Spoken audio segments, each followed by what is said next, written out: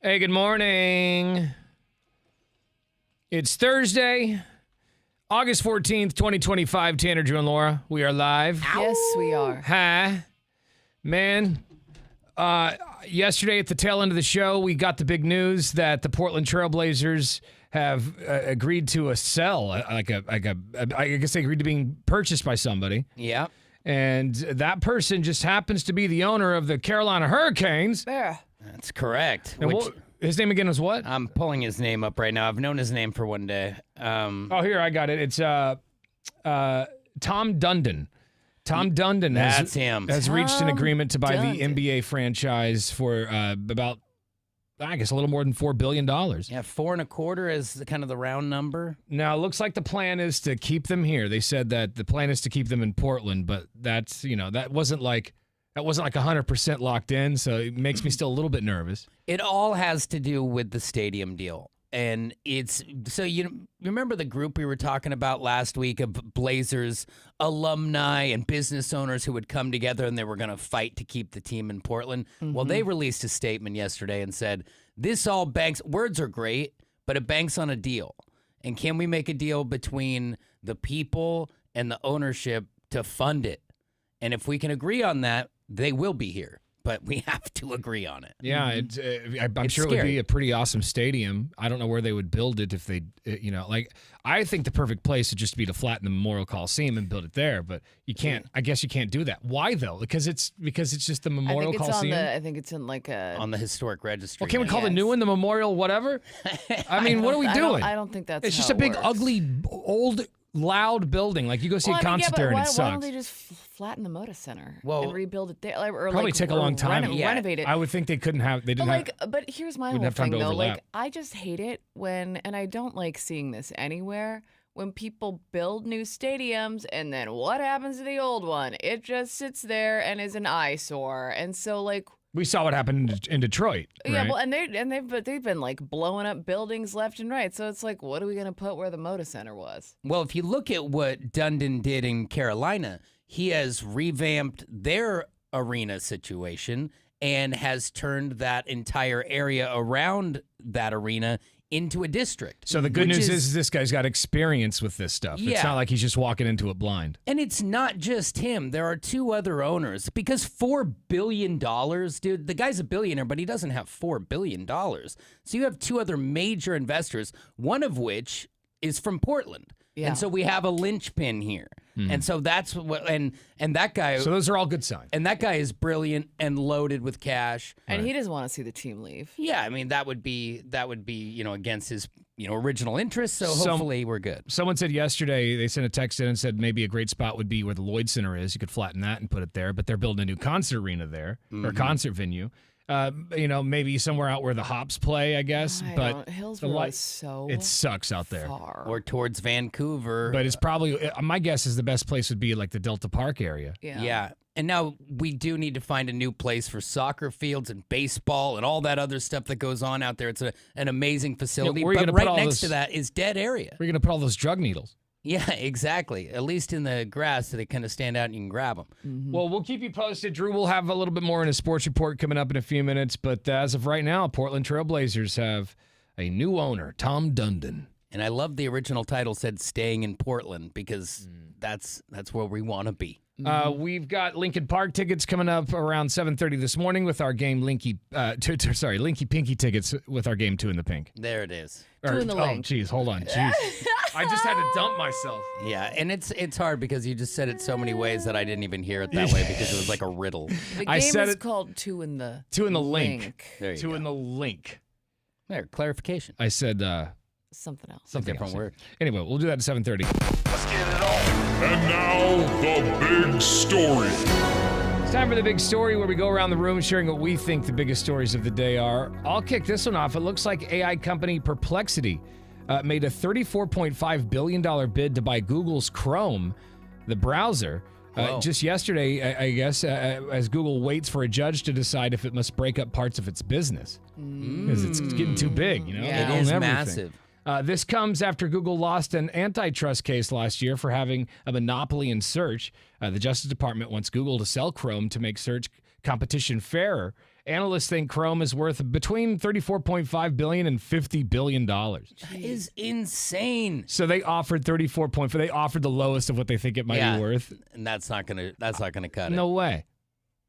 But also, it's weird that they say that Google has a monopoly on the search game. I think everyone else just sucks. Like, have you tried using Bing lately? Bing is the Terrible. worst. But they have ways of manipulating you back to their content. Yeah. I think is what the idea is. But still, yeah, Bing sucks and everything else does. I don't suck. even know what else is out there besides. Bring back Netscape. That little N with the star that went around I think it. Netscape still exists. Does it really? And you remember when we did most Googled things? One of the most Googled things is Google. Like, you're on Google and people are Googling Google. No one uses anything else. Mm-hmm. Yeah. I mean, you see, the term is Google it. Yeah, exactly. That's true. Yeah. Not go and Bing that thing. You go and Bing it. How about you go the hell out of here? I don't know. I said that wrong, but you get the idea. The whole premise remains. Yeah. The big story to me is Apple's developing a tabletop robot, you guys. What? Now, it could be kind of cool, and it'll look like an iPad with a movable limb. That's according to a report from Bloomberg, which says the device can turn toward people and move its limbs accordingly. It hands you like the remote or something. The company is reportedly looking at it as a 2027 release. Robot, hand me the bong. Yeah, I mean, if it had like a massive arm, like, it could hopefully softly grab your bong, but grab you some other stuff. I don't know. It's got to be able to move. Creeps me though. out. I don't want my iPad to have arms. Give you a little leg rub. I got a lot of good ideas. Okay. I hope it has arms. That's ridiculous. All right. Anyway, I hope it has the softest hands in America. Switching subjects, I think the big story is that this weekend it's back. I'm going to be there. My first time ever checking out the Portland Adult Soapbox Derby, which is back this weekend for the 26th year running. Mount Tabor Park, where it's going down Saturday, 10 a.m. to 4 p.m. You can check out all those crazy cars in action, food, drinks, and the BYO Beer Garden. You can get more info at soapboxracer.org. That's cool. More on the story is at 1059thebrew.com. You've been watching the Tanner, Drew, and Laura SpyCam video stream, powered by coffee, Jell-O shots, and depression. Please stand by. Tanner, Drew, and Laura will be back in minutes. So be patient, for f***'s sake.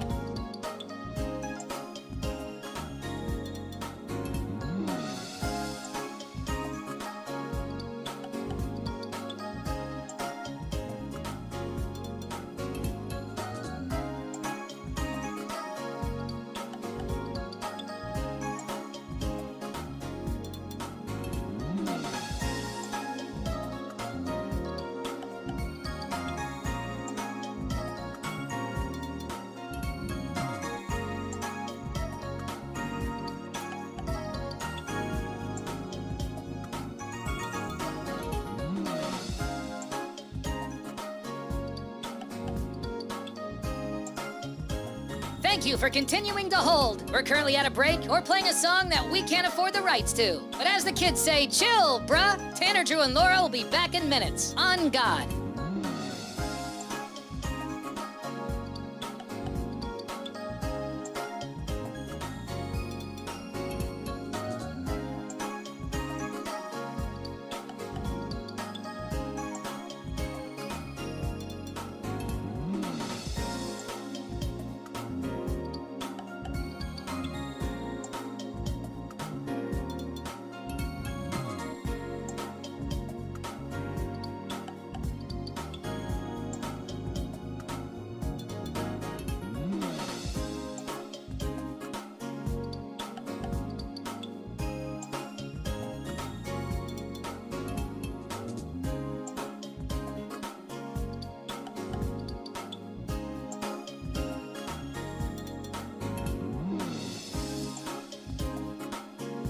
Tanner, Drew, and Laura will be back in minutes. In the meantime, follow the show on Instagram and TikTok at Tanner, Drew, and Laura.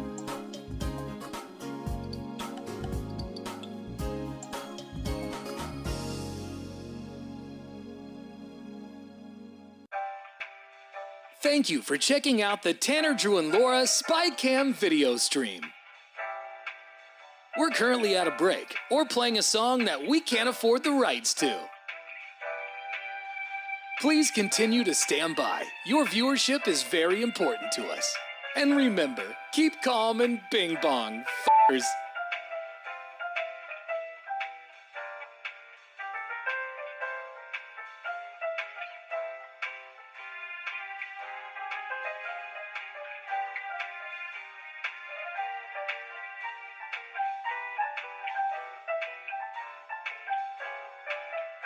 Thank you for continuing to sit there like a big dum-dum. Tanner, Drew, and Laura will be back in minutes.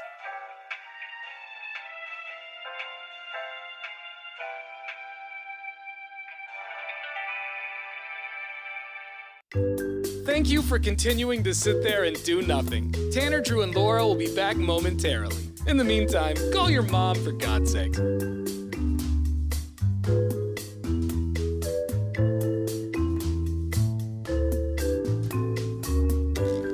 Whoa, isn't this taking forever?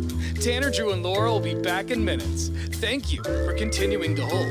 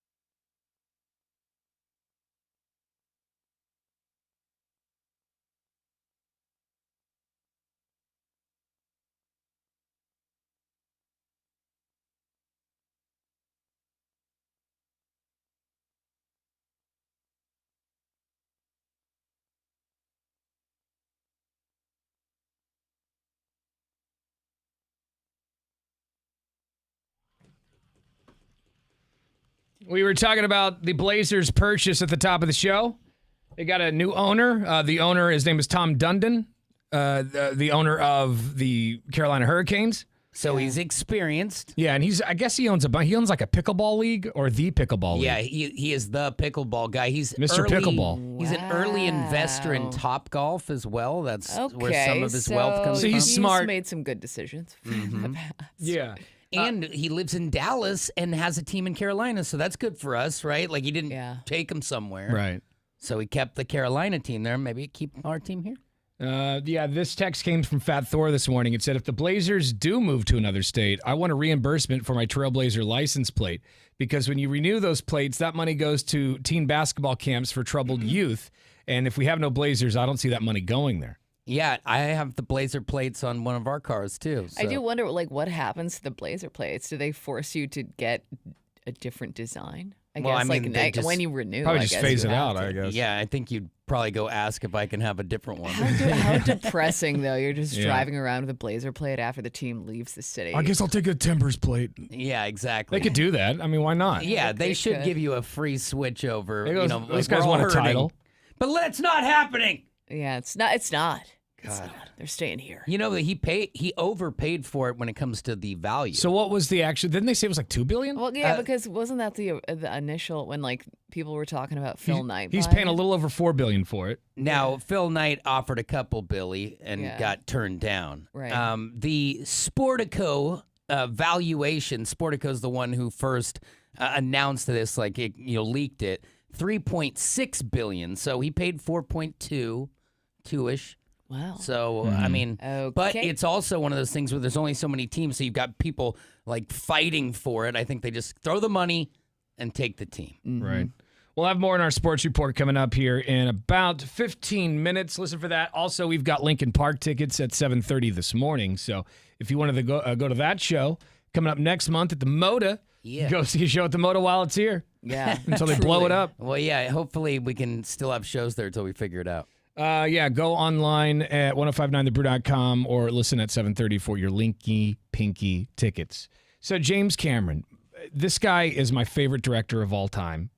Currently, my favorite director is James Gunn, but of all time, it's James Cameron. He made the two first Terminator movies, which in my opinion are some of the best movies ever made. Yeah. He made Titanic. Yeah. He made Which is True huge. Lies. I mean, those are both. Well, I love True Lies too. Yeah, and The Abyss. Oh, The Abyss is great. The extended edition. Watch the director's cut if you watch it. But he's my favorite director, and he's been warning against Terminator-style apocalypse, scenarios thanks to artificial intelligence. He's been warning us about this since 1984. Yeah, it's been a ride. There's been a few times over the years where Terminator director James Cameron has spoken out about the potential dangers of artificial intelligence, particularly when it comes to how the military uses it. Most recently, in an interview with Rolling Stone, James Cameron said that there's, quote, still a danger of a Terminator-style apocalypse. More than ever. When AI is joined together with weapon systems, that increases the risk.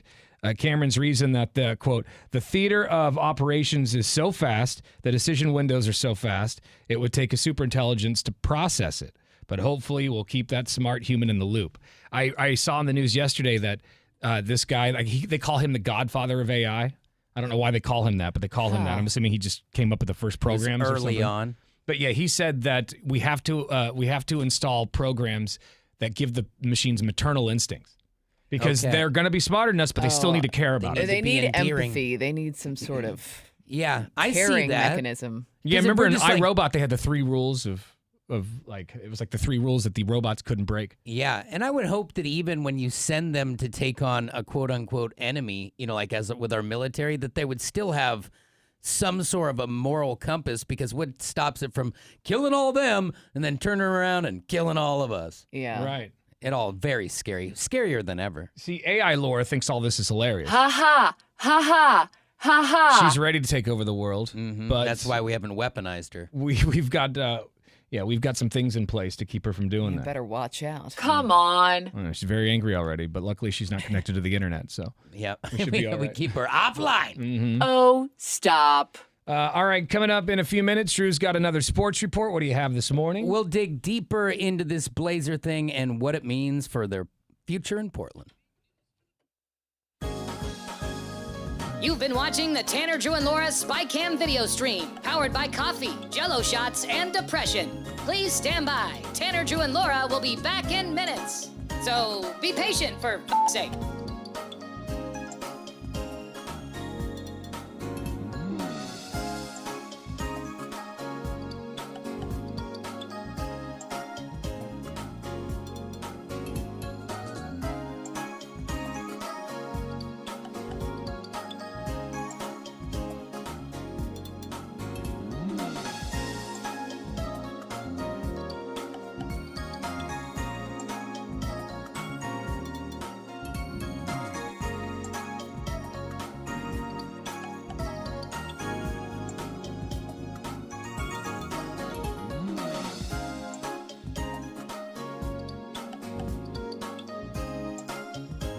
Thank you for continuing to hold. We're currently at a break or playing a song that we can't afford the rights to. But as the kids say, chill, bruh. Tanner, Drew, and Laura will be back in minutes. On God.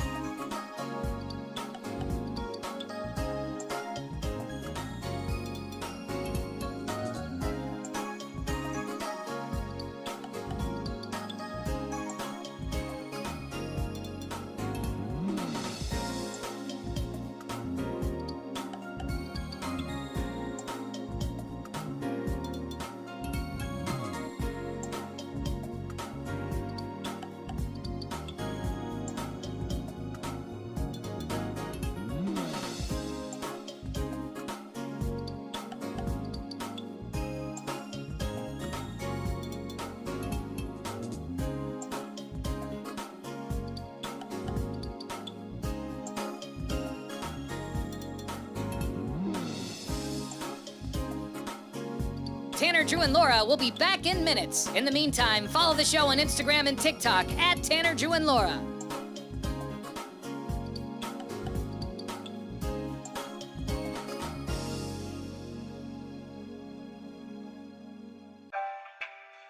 Thank you for checking out the Tanner, Drew, and Laura SpyCam video stream. We're currently at a break or playing a song that we can't afford the rights to. Please continue to stand by. Your viewership is very important to us. And remember, keep calm and bing bong, f***ers.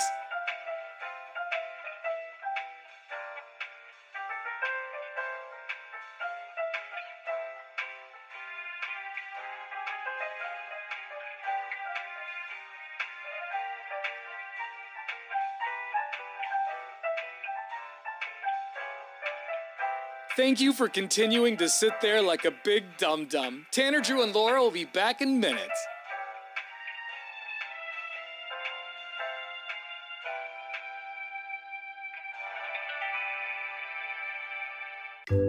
Thank you for continuing to sit there and do nothing. Tanner, Drew, and Laura will be back momentarily. In the meantime, call your mom for God's sake.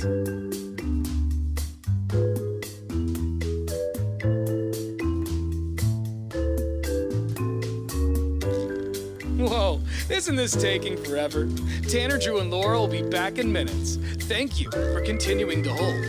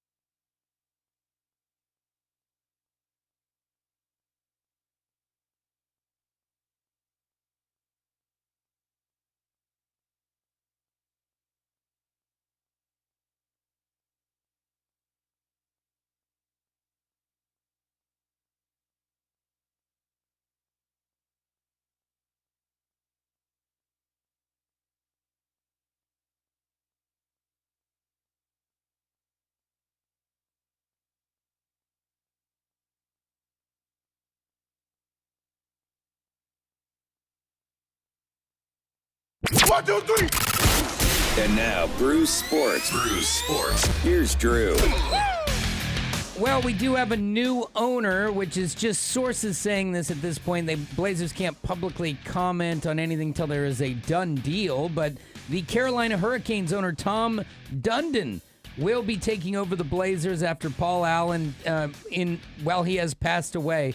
He turned it into quite the profit. You go from buying a team for a couple $100 million to selling it for $4 billion. What an improvement in that cash flow. Now, Dundon is not alone. He's also with Blue Owl Capital co-president Mark Zoll and a Portland-based businessman named Shail Tile. Now, his wife is like the boss of the Oregon Health Authority. Oh. So there is connections here. I'm really hoping all that stuff is kind of the linchpin to getting all this stuff done and keeping it here in the Portland area. We do need to work out an arena deal, but this guy seems like a winner. He's his Hurricane team in the NHL has constantly got to the playoffs, has never been under 500 500 in their entire time he's owned them, which is great. So go Blazers. Let's keep the ball rolling. And finally, Cowboys owner of the NFL is saying that he was saved from cancerous tumors caused by melanoma that were going to take his life after 10 years of battling it. He used an experimental drug called PD-1 therapy that it basically teaches your body to target cancer cells and kill them. Wow. And he says it saved his life, and he is now cancer-free, and now we'll deal with him for another 20 years. There's your sport. Thank you much. All right, at 7:30, we've got more Lincoln Park tickets with our new game 2 in the link. We'll do that here in just a few minutes. Also, we are going to check your talkback messages. So if you got something to say to the show, comment, suggestion, complaint, whatever it is, download our iHeartRadio app. Once you have the Bruce streaming, press the microphone button. We're going to find out what is trending next. Hang on. You've been watching the Tanner, Drew, and Laura SpyCam video stream, powered by coffee, Jell-O shots, and depression. Please stand by. Tanner, Drew, and Laura will be back in minutes. So be patient, for f***'s sake.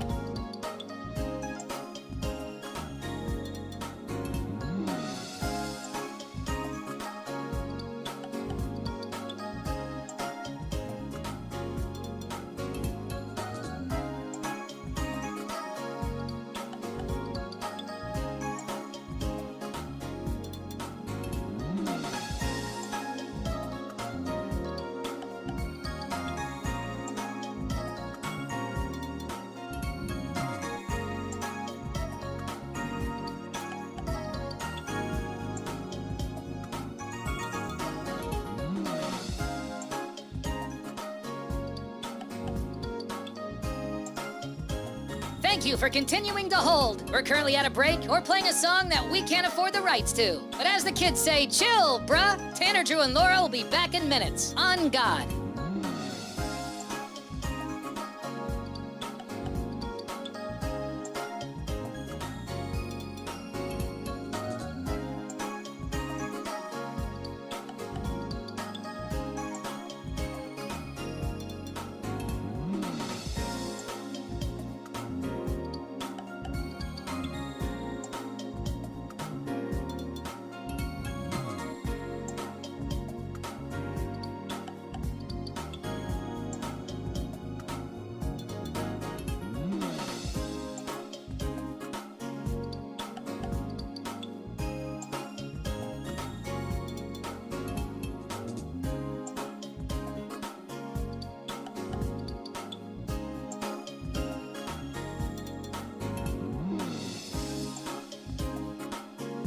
Tanner, Drew, and Laura will be back in minutes. In the meantime, follow the show on Instagram and TikTok at Tanner, Drew, and Laura.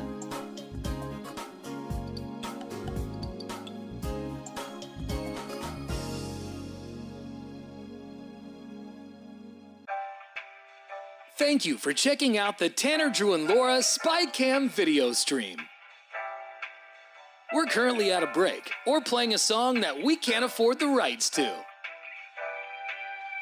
Please continue to stand by. Your viewership is very important to us. And remember, keep calm and bing bong, f***ers.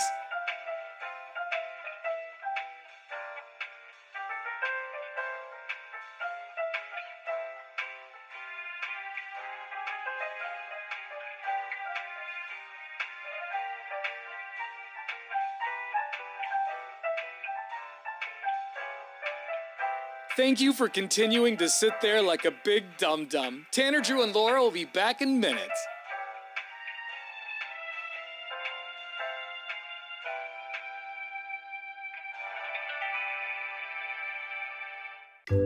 Thank you for continuing to sit there and do nothing. Tanner, Drew, and Laura will be back momentarily. In the meantime, call your mom for God's sake.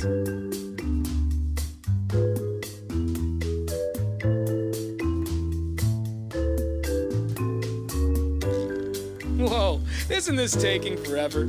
Tanner, Drew, and Laura will be back in minutes. Thank you for continuing to hold.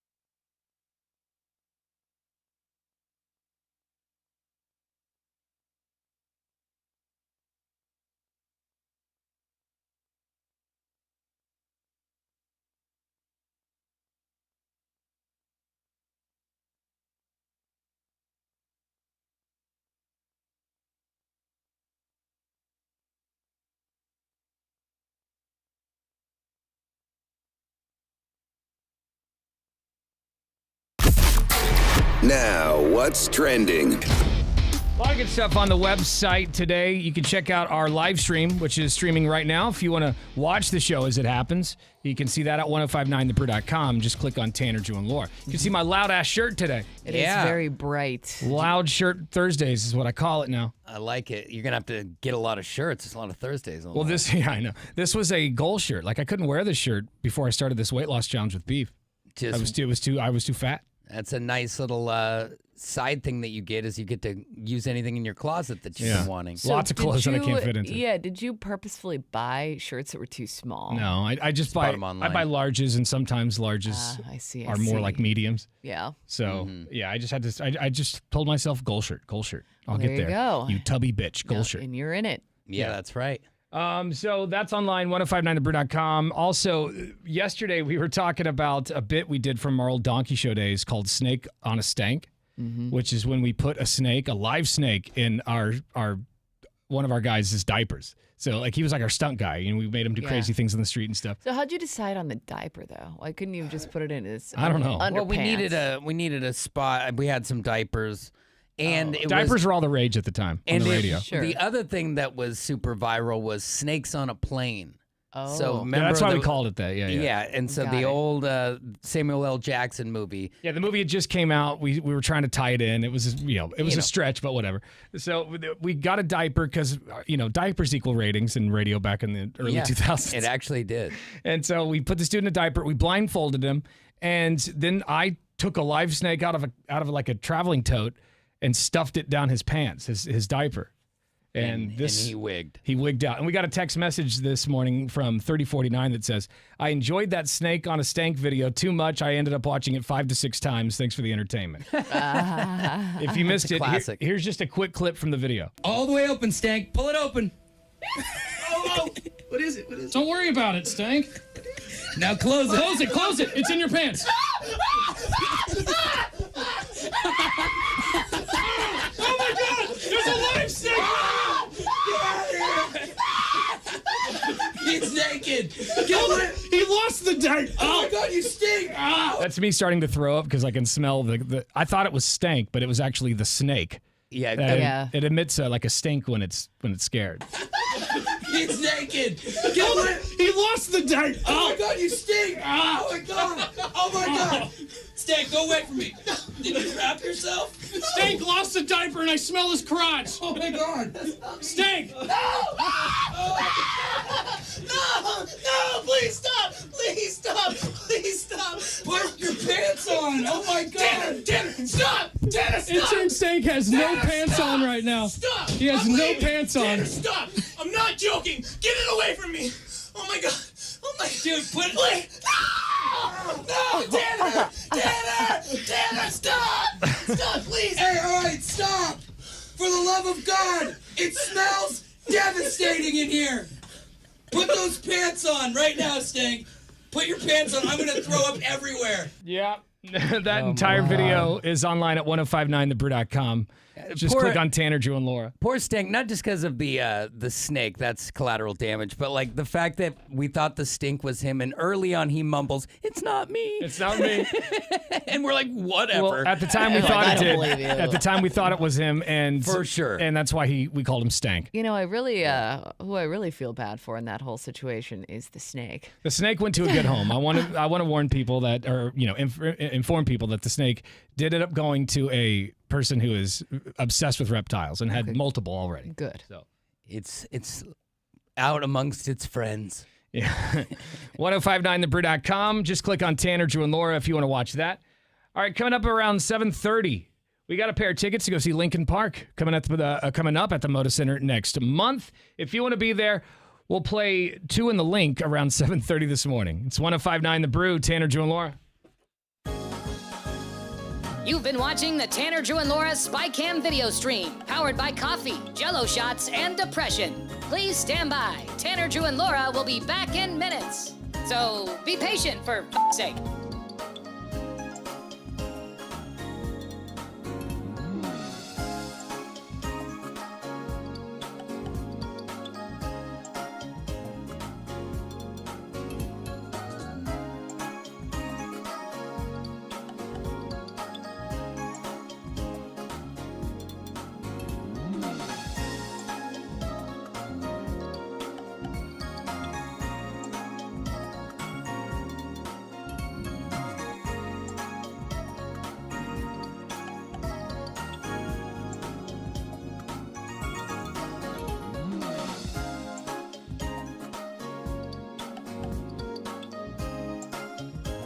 Thank you for continuing to hold. We're currently at a break or playing a song that we can't afford the rights to. But as the kids say, chill, bruh. Tanner, Drew, and Laura will be back in minutes. On God.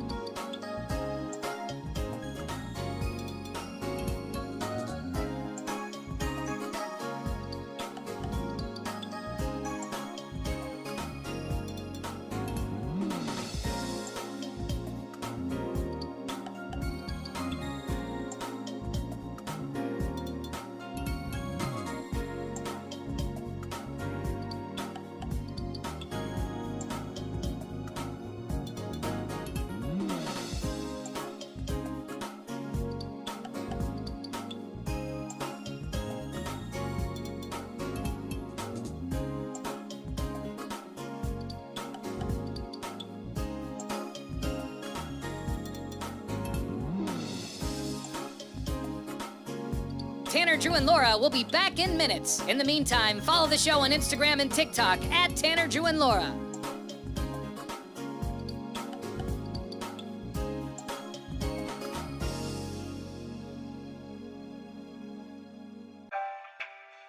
Thank you for checking out the Tanner, Drew, and Laura SpyCam video stream.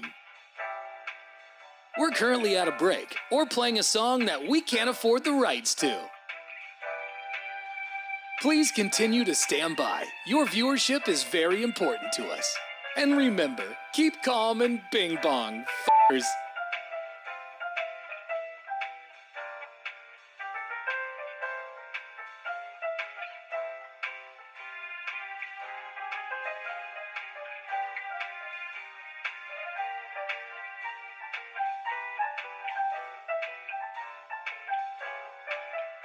Thank you for continuing to sit there like a big dum-dum. Tanner, Drew, and Laura will be back in minutes.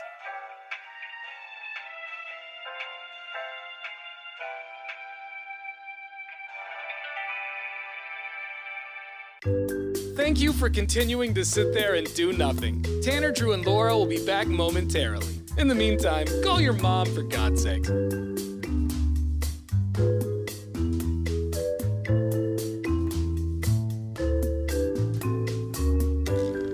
Whoa, isn't this taking forever? Tanner, Drew, and Laura will be back in minutes. Thank you for continuing to hold.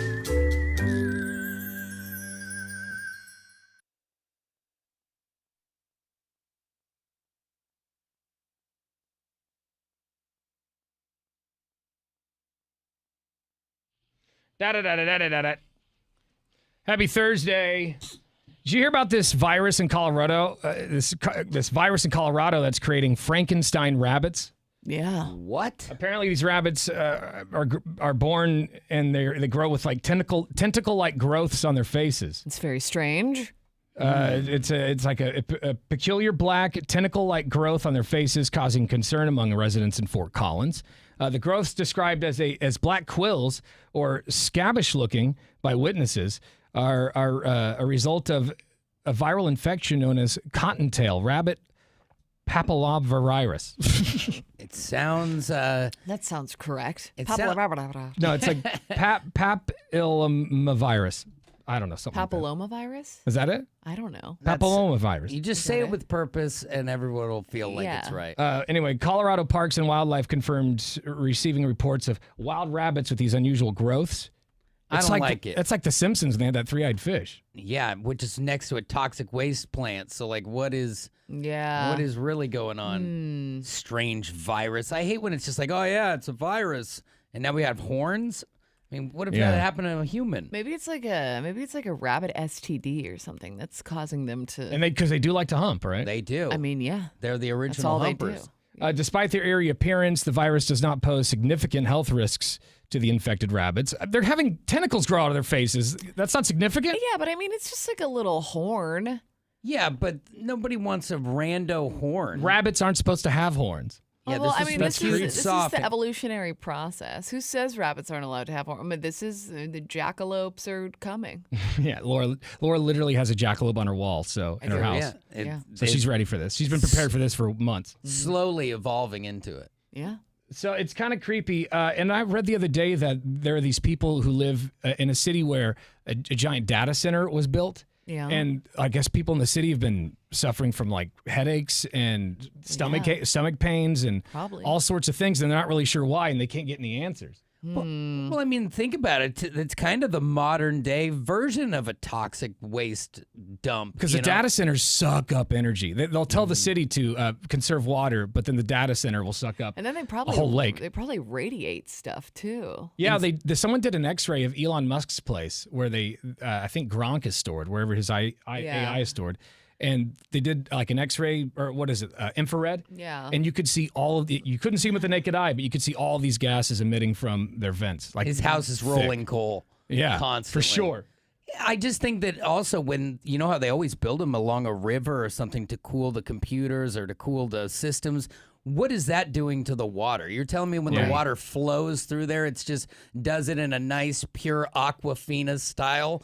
No. Let's maybe ask the audience. Have you ever lived next to a plant, or maybe you live next to the paper mill in Oregon down I-5 when it was still open? Yeah. Which smelled like death. And are there other effects of it? Like, is your water weird, or your well water? Did your water taste weird? Did you go nose blind to it? I don't know. I want to know if you live next to a plant of some kind, or just some sort of factory where it affected you physically. I remember when I used to visit my grandparents in Iowa, this is how we always knew we were getting close to their house, is there was like I don't know if it was like a Planters peanut factory or what else they produced there, but it smelled so bad. Yeah. And every like time you couldn't we get drove used by, to it, it smelled so bad? Yeah, it's like, oh, well, we're almost to Grandma and Grandpa's house. But now it's interesting because when you drive by, it doesn't smell. So it makes me think, it's like, what regulations were not in place that were making it smell so bad? Right. And then when I went camping in Tillamook a couple weeks ago,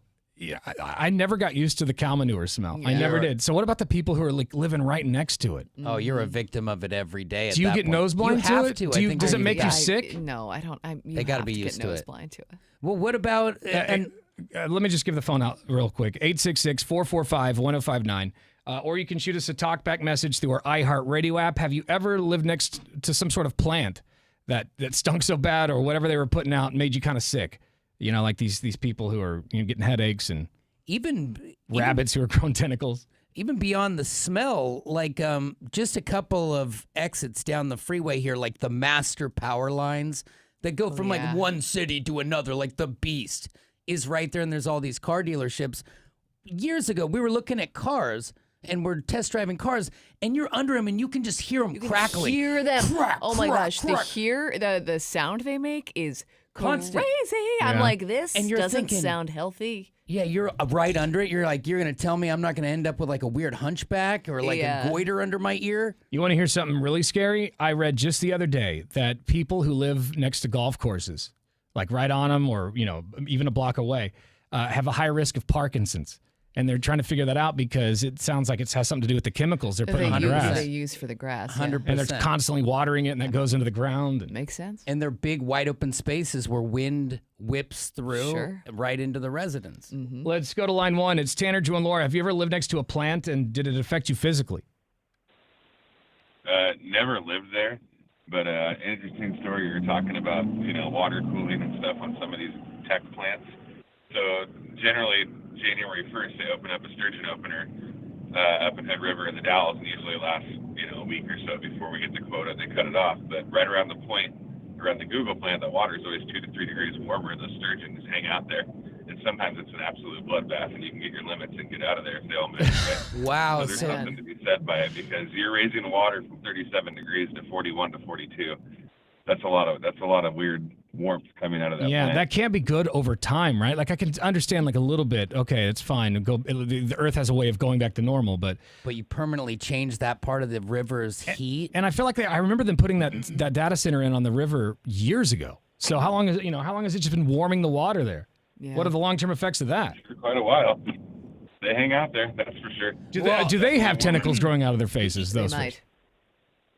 They have whiskers. They've got the whiskers. But I think that Tanner raises a good point there. Yeah, you guys are getting your quota real quick, but those fish are also marinating yeah. in Google sauce. Yeah, who knows dude. who knows what Google sauce Well, they're the putting reason out. we get our quota so quick is because, everything's been shut down and they trap us all in one small area, just like they do for kingfishing and everything else. Okay, Yeah. so it's not your They fault pack that you us have all to. in little areas and make us fight to the death to get our fish. Now, when you say meet your quota, how many fish can you catch in a day? It's one. Yeah, Oh, and just then one. there'll be a fork measurement. But I mean, for that whole area, there might be 600 fish that's allowed at that quota for that fishery, and it's pretty much wiped out in a week, if that. Okay. All So right. you get in, you get your one, and you get out. Don't be Bogarting it or whatever. Don't be bogarting those extra fish, dude. All right, dude. Thanks. Appreciate it. We got a lot of text messages coming in on our McLaughlin Chevrolet text line. This one's from 5827. It says, in Canby, when they harvest the cabbage, it's like the fresh smell of death. Oh, I can imagine. Because, you just think Cabbage about cabbage. stinks, yeah. One head of it in your house can go sideways. I got a cousin who smells like cabbage. It's awful. 8911 says, oh, yeah, by the way, nobody ever got sick. He sent two texts. Sorry. Let me start with the first one. It says, I'm originally from California, and we lived by a place called Spreckles, which used to develop sugar. That place really stunk the whole town up, and now it's gone, and I think it's been gone for about 20 years now. Maybe longer, but have a good day. All right, thanks. This one's from 1174. It says, there's a plant in Cornelius that in the summer smells like roasted onions, and in the winter it smells like hot garbage. Oh, man. What's worse? I don't know. I'll take the onions, yeah. even though it's probably smells more like B.O., because when onion's a nice way of saying B.O., bruh. Have you ever lived next to a plant that caused some sort of issues physically for you? 866-445-1059. This text comes to us from 6584. It says, about 10 years ago, I was working construction out near Cornelius Pass Road on some row homes that were being built very, very close to high voltage power lines. I could hold my flip phone. Sorry, hold on. This thing bounced around. I could hold my flip phone in my hand and the charge light would turn on if I got too close to the power lines. Get out of here. Dude. Oh, honestly, no. that crackle is real, though. When you're at a stoplight, like if you're in Wilsonville trying to get to I-5, there's you stop at a stoplight that takes forever because the intersection's a nightmare. But you can hear the power lines just go.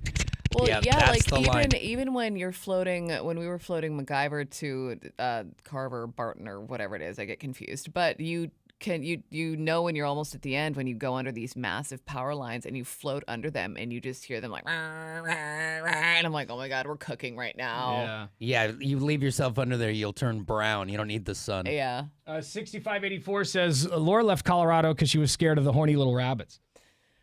There were a lot of them. A lot of horny rabbits. A lot of them. All right. Have you ever lived next to some sort of plant that's caused some physical issues or maybe just couldn't stand the stank? I wish I lived next to a bread shop. That's what I wish. Yeah, that's like nice. a Franz. Your call's coming up next on The Brew. You've been watching the Tanner, Drew, and Laura SpyCam video stream, powered by coffee, Jell-O shots, and depression. Please stand by. Tanner, Drew, and Laura will be back in minutes. So be patient, for f***'s sake.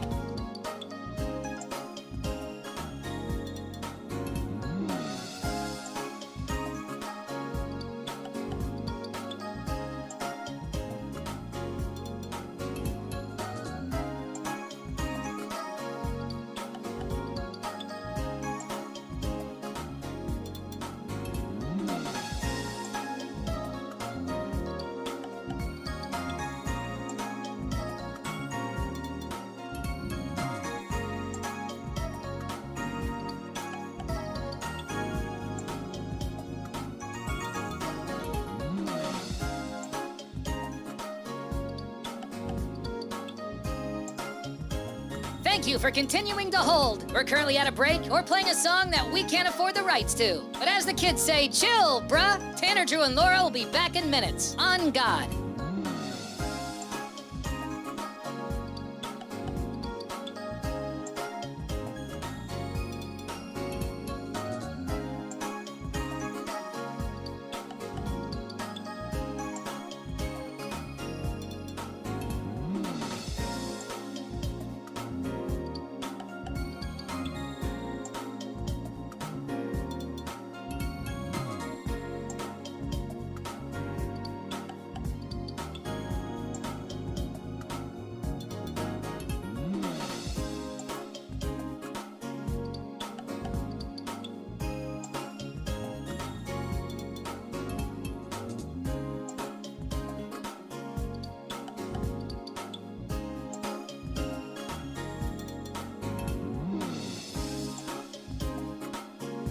Tanner, Drew, and Laura will be back in minutes. In the meantime, follow the show on Instagram and TikTok at Tanner, Drew, and Laura.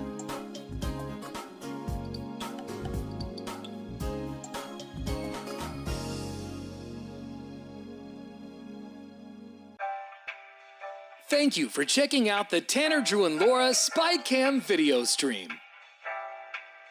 We're currently at a break or playing a song that we can't afford the rights to. Please continue to stand by. Your viewership is very important to us. And remember, keep calm and bing bong, f***ers.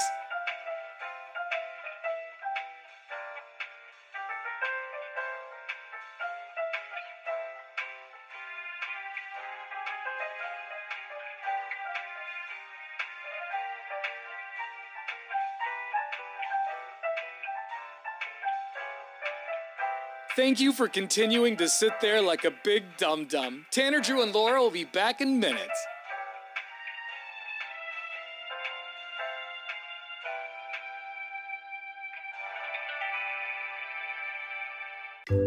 Thank you for continuing to sit there and do nothing. Tanner, Drew, and Laura will be back momentarily. In the meantime, call your mom for God's sake.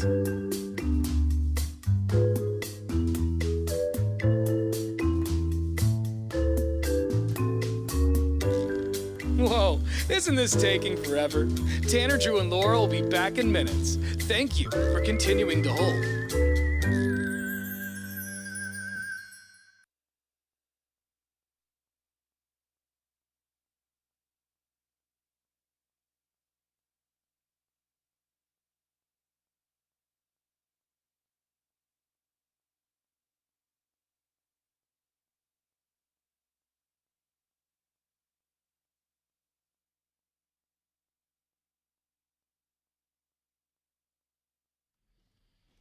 So there's a weird virus in Colorado that is creating Frankenstein rabbits with tentacle-like growths on their faces. It reminds me of the three-eyed fish from The Simpsons because, it was right next to a nuclear plant. Yeah. And we want to know this morning, have you ever lived next to a plant or some sort of factory that, emitted a stink or a chemical or something that made you sick? Like, did it affect you physically? Or did you just want to vomit every time you breathed in? Like, when I was camping in Tillamook, man, I never got used to that cow manure smell. And every time I breathed in, I just had to, control it. Just don't throw up. Yeah. Mm-hmm. And now I'm sure that there's a study out there somewhere where inhaling all of that manure through, because it's like micro manure in your let's say you're right? working in there. It's got to be over years. It can't be good for you. Right. To be in there snaffling all that dew. Yeah. Snaffling dew. Mm-hmm. We got some talkback messages through our iHeartRadio app. You can send us one anytime. Our iHeartRadio app is free. Once you have the brew streaming, press the microphone button. Morning, Brew Crew. So when I was a little kid, I wasn't a very nice little kid. I got into a lot of trouble. So basically, they kicked me out of Gresham, sent me to a place. You got to be a bad kid to get kicked out of Gresham. It's called Primeville. They had a nice little pig farm there. So it actually smelled like pig manure. And then they had a bunch of mint fields. So it was kind of a weird smell all the way around. One day it was super minty. The next it was super Morning, Brew Crew. I just wanted to let you know that I used to work in a mill. I was the water operator. That meant that the water that came into our mill had to go through me for filtering back out into the Willamette. We'd clean that water better than we took it in. So everything today with today's standards makes it way better putting it back in the river. I don't know. I still don't like the idea of just water going through a plant and then me drinking it. Yeah. Yeah, but I mean, yeah. It is a little, it warms my heart a little that they're trying so hard. Yeah. But like you say, I'd rather just fresh off right. something smooth. Let's go to Joseph. Joseph, what's up, brother? Have you ever lived next to a plant that, affected you physically? Not next to a plant, but when you're talking about the high tension power lines, where my family lives out in Georgia, they've got high power tension lines running through the backyard. And if you take a 4-foot fluorescent light bulb tube like you get in a shop, You hold it in your hands up towards the wires. That light bulb will light up. That's how much energy is coming off those wires. This can't be good for people. Right above their yard. Yeah. Can't do this that can't to be good for people. people. And like, and you see these giant power lines, you know how they'll have to like, they won't put houses right under them, but there's houses right next to them. Mm-hmm. You know, I think about that. Like there's this one house by my house on the way home that's right next to a giant tower that holds the big cables up. And I just think, man, like, there's kids in their backyard just running around. And I mean, even these ones right here, these guys who work under them all day, you're telling me is snap, crackle, popping as you're selling cars is going to be a good thing for your brain? Maybe High Voltage Maverick can call in because he works on those big power lines. Yeah, I'm sure that his brain's going to be mix-scrambled. Well, it explains a lot of his calling. Yeah, fair. All right, dude. Well, thanks, man.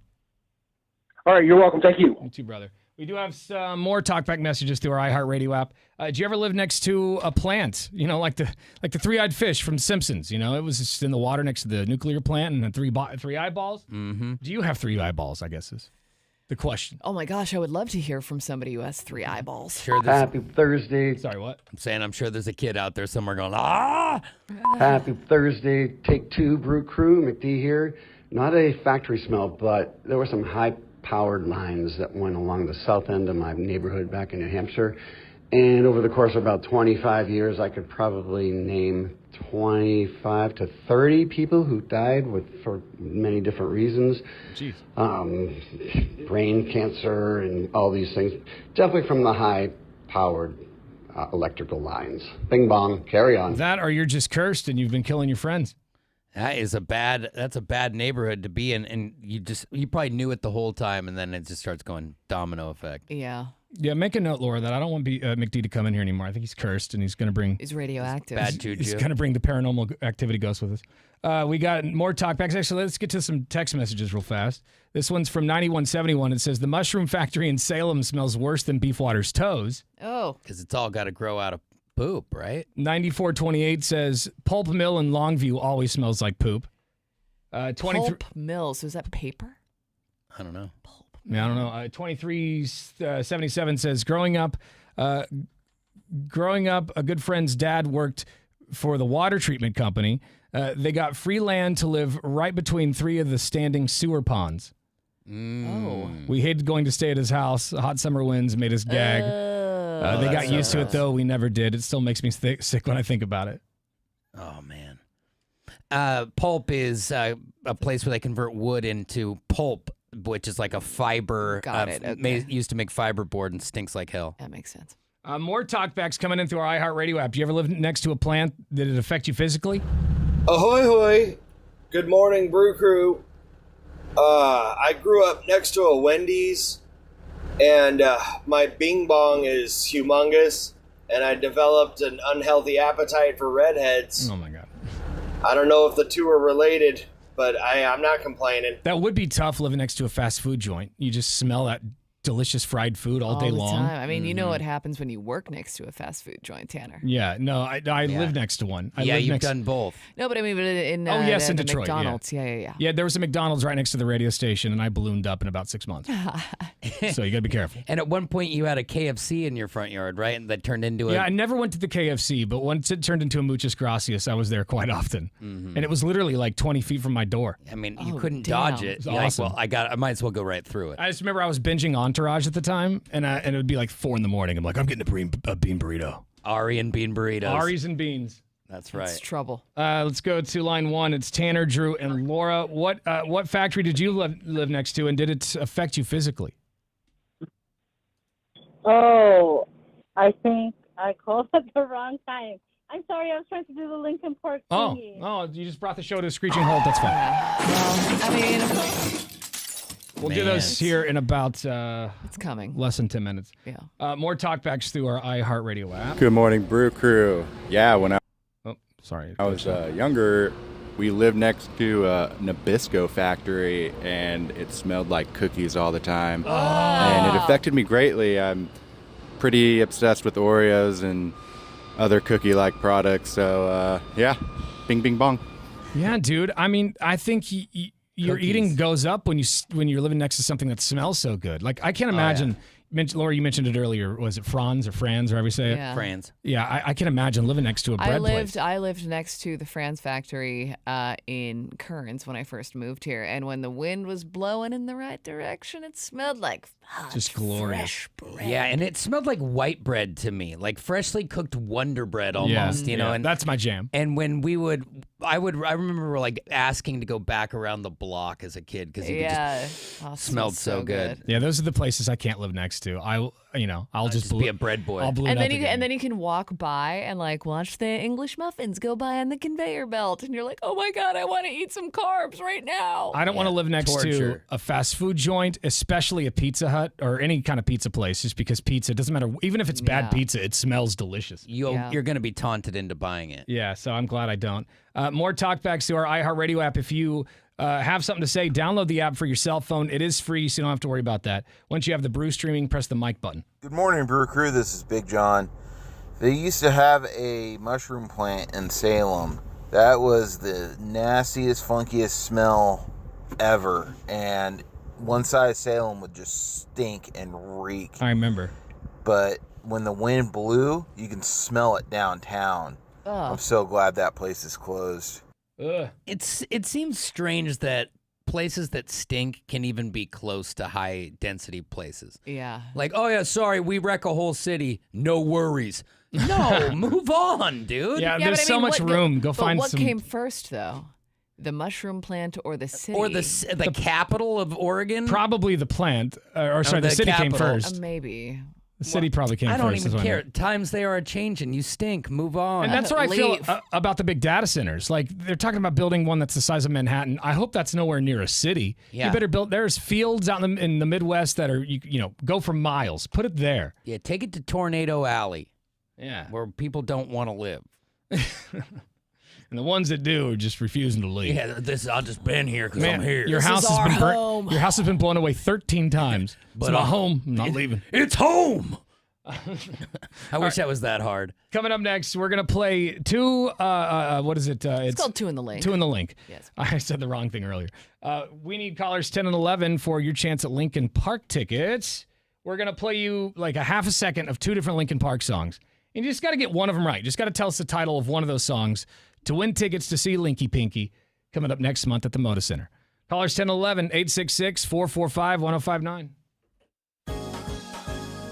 You've been watching the Tanner, Drew, and Laura SpyCam video stream, powered by coffee, Jell-O shots, and depression. Please stand by. Tanner, Drew, and Laura will be back in minutes. So be patient, for f***'s sake.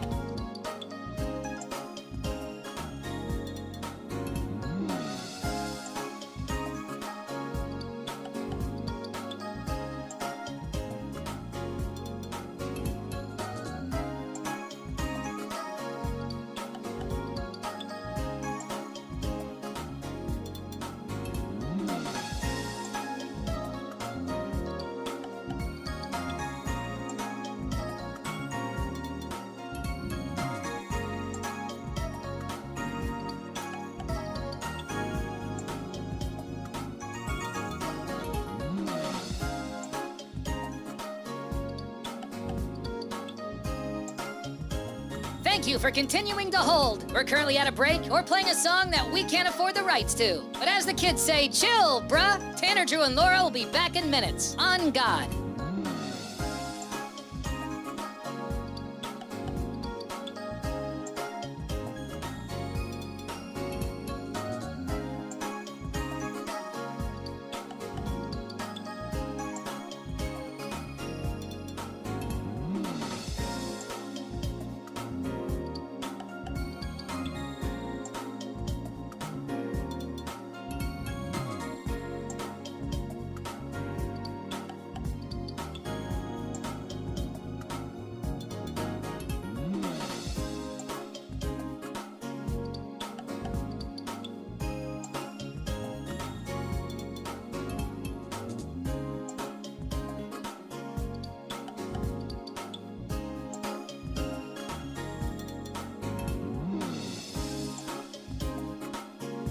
Tanner, Drew, and Laura will be back in minutes. In the meantime, follow the show on Instagram and TikTok at Tanner, Drew, and Laura.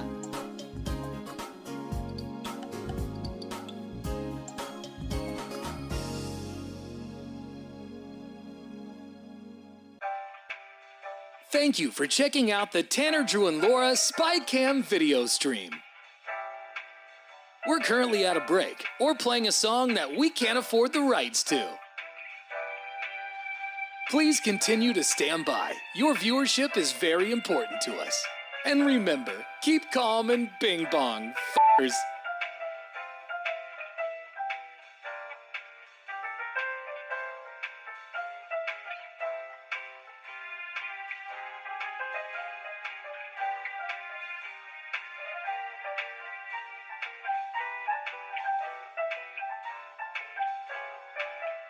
Thank you for continuing to sit there like a big dum-dum. Tanner, Drew, and Laura will be back in minutes.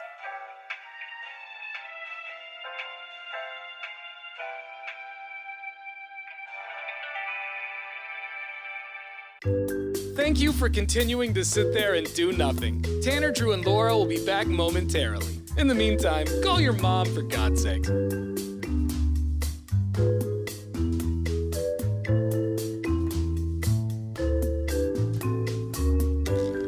Whoa, isn't this taking forever? Tanner, Drew, and Laura will be back in minutes. Thank you for continuing to hold.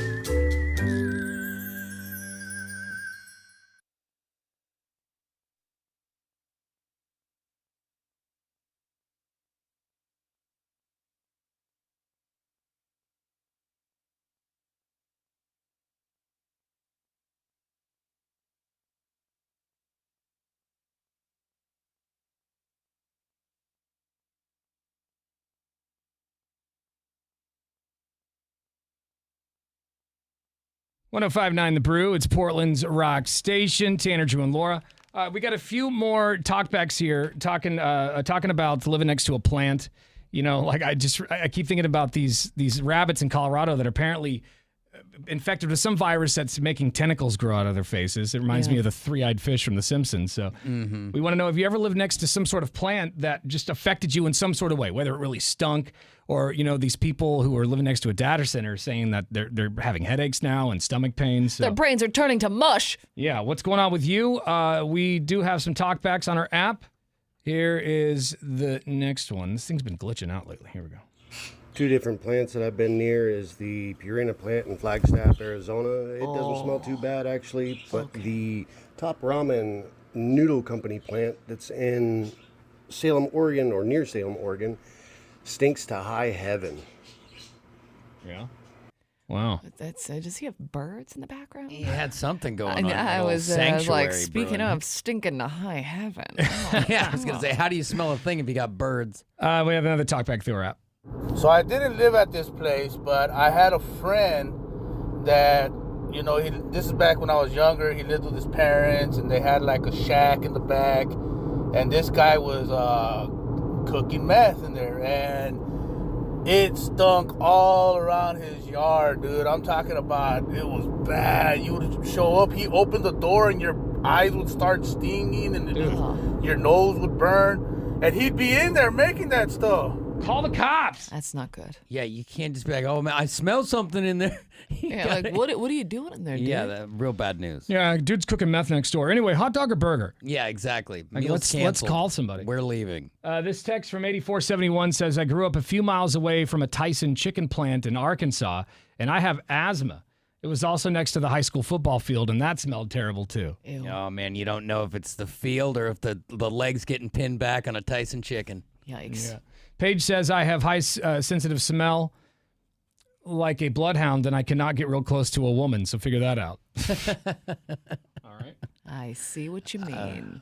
Kind of. This one from 3049 says, I didn't live there, but I stayed with some family up in Greeley, Colorado. Oh, yeah, Greeley smells awful. A couple of times for extended periods of time, and there was a slaughterhouse in the area, and it smelled like death. Yeah. Smelled like death? It actually is death. Mm-hmm. Yeah, that sounds terrible. Yeah, because Greeley is farm country. So smells of death. Mm-hmm. All right, it's now time for our new game that we like to call... I tried so hard and got so far, but in the end, I just got two in the leg. Very good. It's a good intro. Thank you. Magic. I worked really hard on that. We are going to play you like a half a second of two different Linkin Park songs. And you just have to name one of those songs, just the title of one of those Linkin Park songs to win the tickets to see him on the 19th next month at the Moda Center. Bing, bing. Let's go to our contestant. He is calling from Salem. His name is it Devin? Yep. Hey, what up, dude? Devon. Going up. You don't have to worry about that paper mill down there anymore. I remember when I would drive through that, I would hold my breath for as long as I could, but you know when you try to hold your breath for as long as a character does in a movie, I always die. Yeah, I appreciate. So I couldn't hold it very long. I appreciate that going. Yeah, dude, that thing stunk. That was a paper mill, right? It was in the one in Albany. Yeah. I'm not sure exactly what they were doing there. Maybe it was paper. It smelled like paper. It was bad. It is so crazy how paper smells so awful to make. Well, you think you got to take a piece of wood and turn it into paper. The amount of chemicals, and when we were reading about pulp mills, the amount of chemicals they dump on it is what stinks. Mm-hmm. This one from 4146 says, I remember when you could smell the Camas paper mill going over the 205 bridge. Yeah, dude, that thing was ass. Mm-hmm. That thing stunk real bad. All right, bro, have you heard people play this game this week? I have. So were you able to get the songs? Because we've had 0 winners yet. Yeah, I haven't been able to get them either, but give her a shot. Oh, man. All right. Okay. Well, I'm just going to play you a half a second of 2 different Linkin Park songs. You just got to name one of those to win the tickets, okay? Just one. All right, let's do it. All right, so I want you to listen very, very closely, sir. Wait, hold on. I got to mute something. Just one moment, please. Yes. This is going to improve your chances of victory. I hope you're doing some circular breathing. Sort of meditating. All right, here we go. You ready? Okay. All right. Here's clip number 1. What Linkin Park song is that? Is it Bleed It Out? Is it Bleed It Out? No, I'm sorry, sir. It is not Bleed It Out. Not Bleed It Out. Good guess. It is a good guess. I like that song. All right, you got one more chance. Here is Linky Pinky clip number 2. You ready? Yep. What song's that? Come on. New Divide? Is it New Divide? Is it New Divide? No, bro. It's been a rough week. You know what I thought when I heard that? What? When I was a young boy, my father, and that cannot be correct. No, it's not Not it. My Chemical Romance. The first song was Lying Away From You, and the second song was What I've Done. How could you not know that song? I feel like that's every Transformers song that ever plays. I forgot about that, yeah. Yeah, well. You gave it your best shot, Devin. Man, people getting crushed. Yeah. Yeah, this game is hard. It is. I get text I wanted messages to be the guy that did nothing. every single day. I get a text message from 5, 6, 7 people that say, I knew both those songs. I knew those songs. I knew those songs. We're just not getting those people on the phone. I think you just panic when you're in the hot seat. And I think these people are praying to be the backup when they're calling in. Yeah. Mm-hmm. Well, today that backup is named Vlos. Good morning, Vlos. Yeah. What up, dude? You are going to go see Linkin Park next month at the Moda Center. Heck yeah. I would not have gone those years. Oh. You wouldn't have?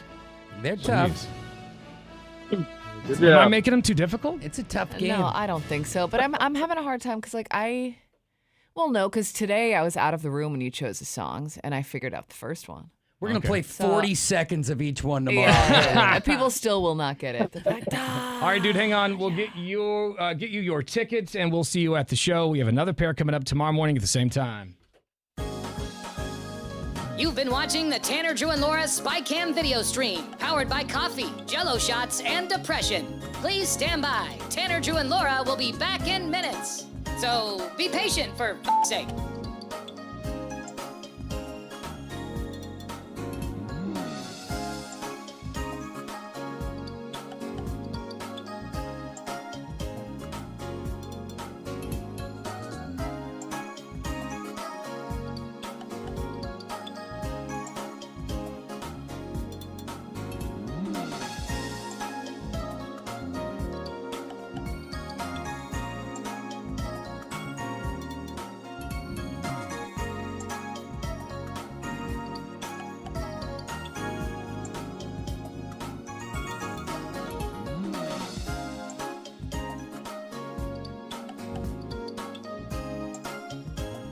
Thank you for continuing to hold. We're currently at a break or playing a song that we can't afford the rights to. But as the kids say, chill, bruh. Tanner, Drew, and Laura will be back in minutes. On God.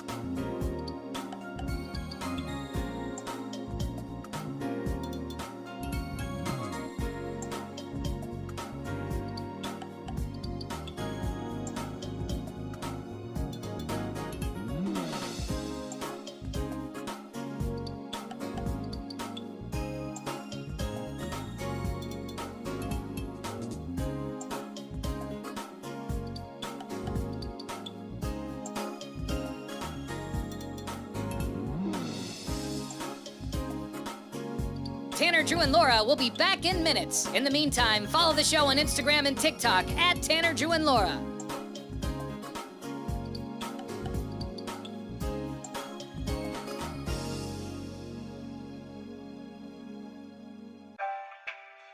Thank you for checking out the Tanner, Drew, and Laura SpyCam video stream. We're currently at a break or playing a song that we can't afford the rights to. Please continue to stand by. Your viewership is very important to us. And remember, keep calm and bing bong, f***ers.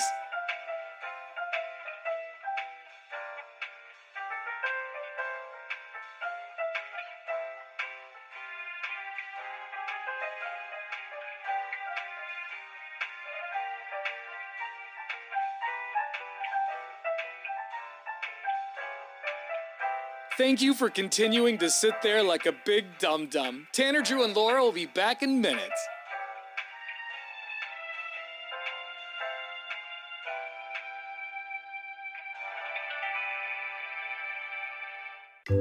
Thank you for continuing to sit there and do nothing. Tanner, Drew, and Laura will be back momentarily. In the meantime, call your mom for God's sake.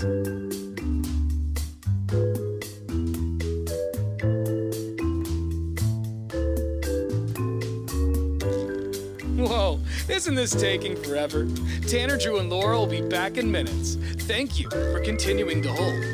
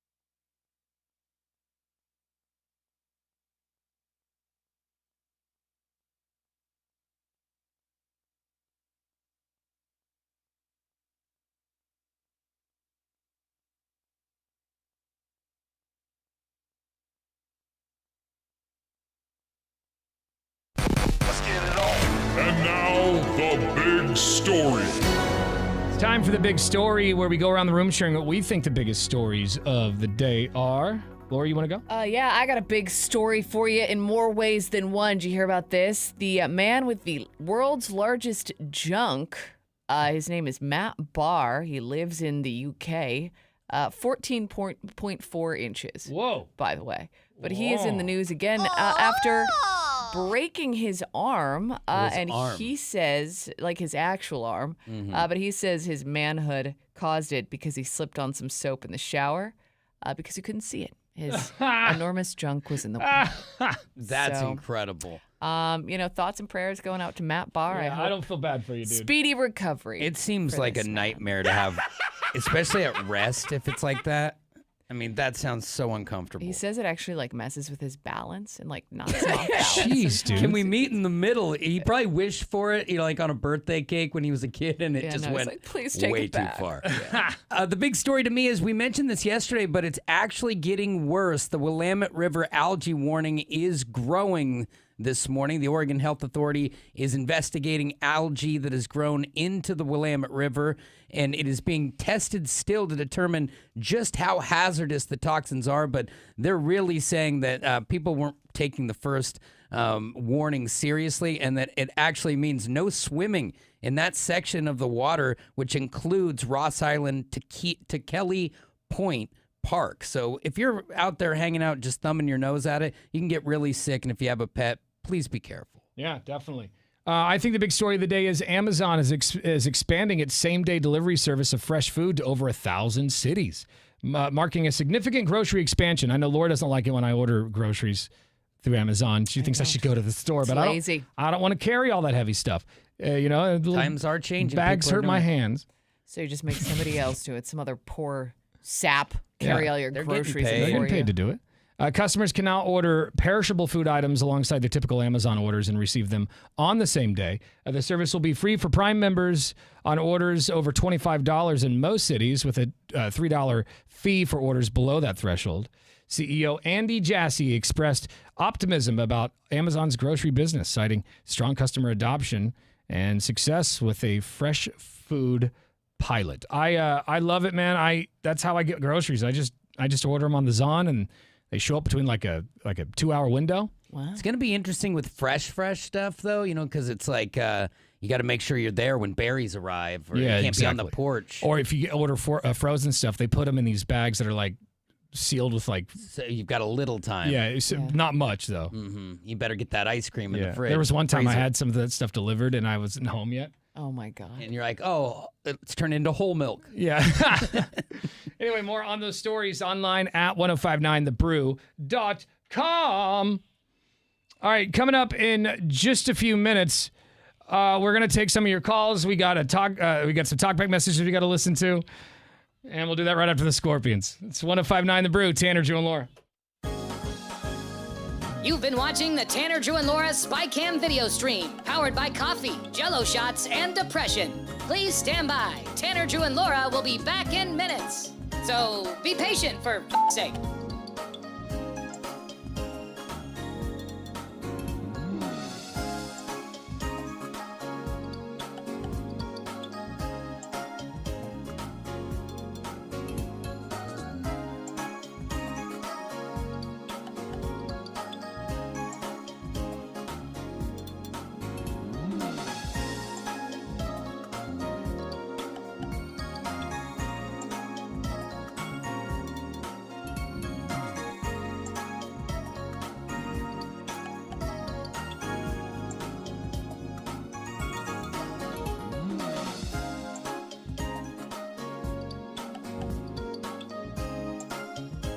Thank you for continuing to hold. We're currently at a break or playing a song that we can't afford the rights to. But as the kids say, chill, bruh. Tanner, Drew, and Laura will be back in minutes. On God.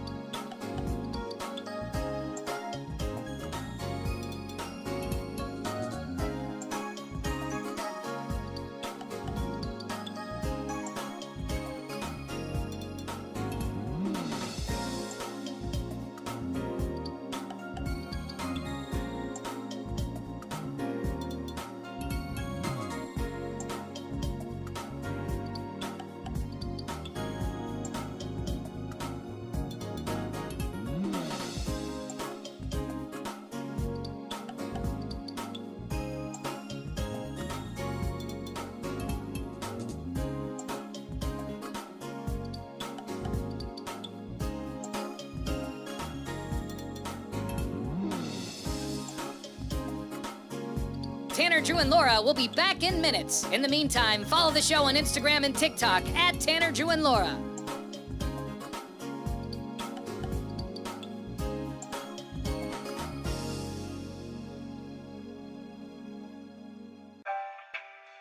Thank you for checking out the Tanner, Drew, and Laura SpyCam video stream. We're currently at a break or playing a song that we can't afford the rights to. Please continue to stand by. Your viewership is very important to us. And remember, keep calm and bing bong, f***ers.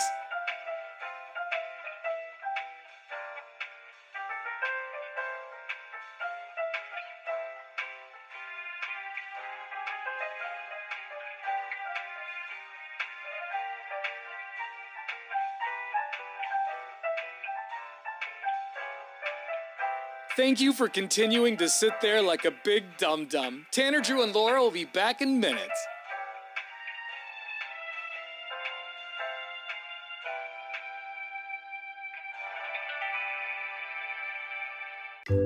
Thank you for continuing to sit there and do nothing. Tanner, Drew, and Laura will be back momentarily. In the meantime, call your mom for God's sake.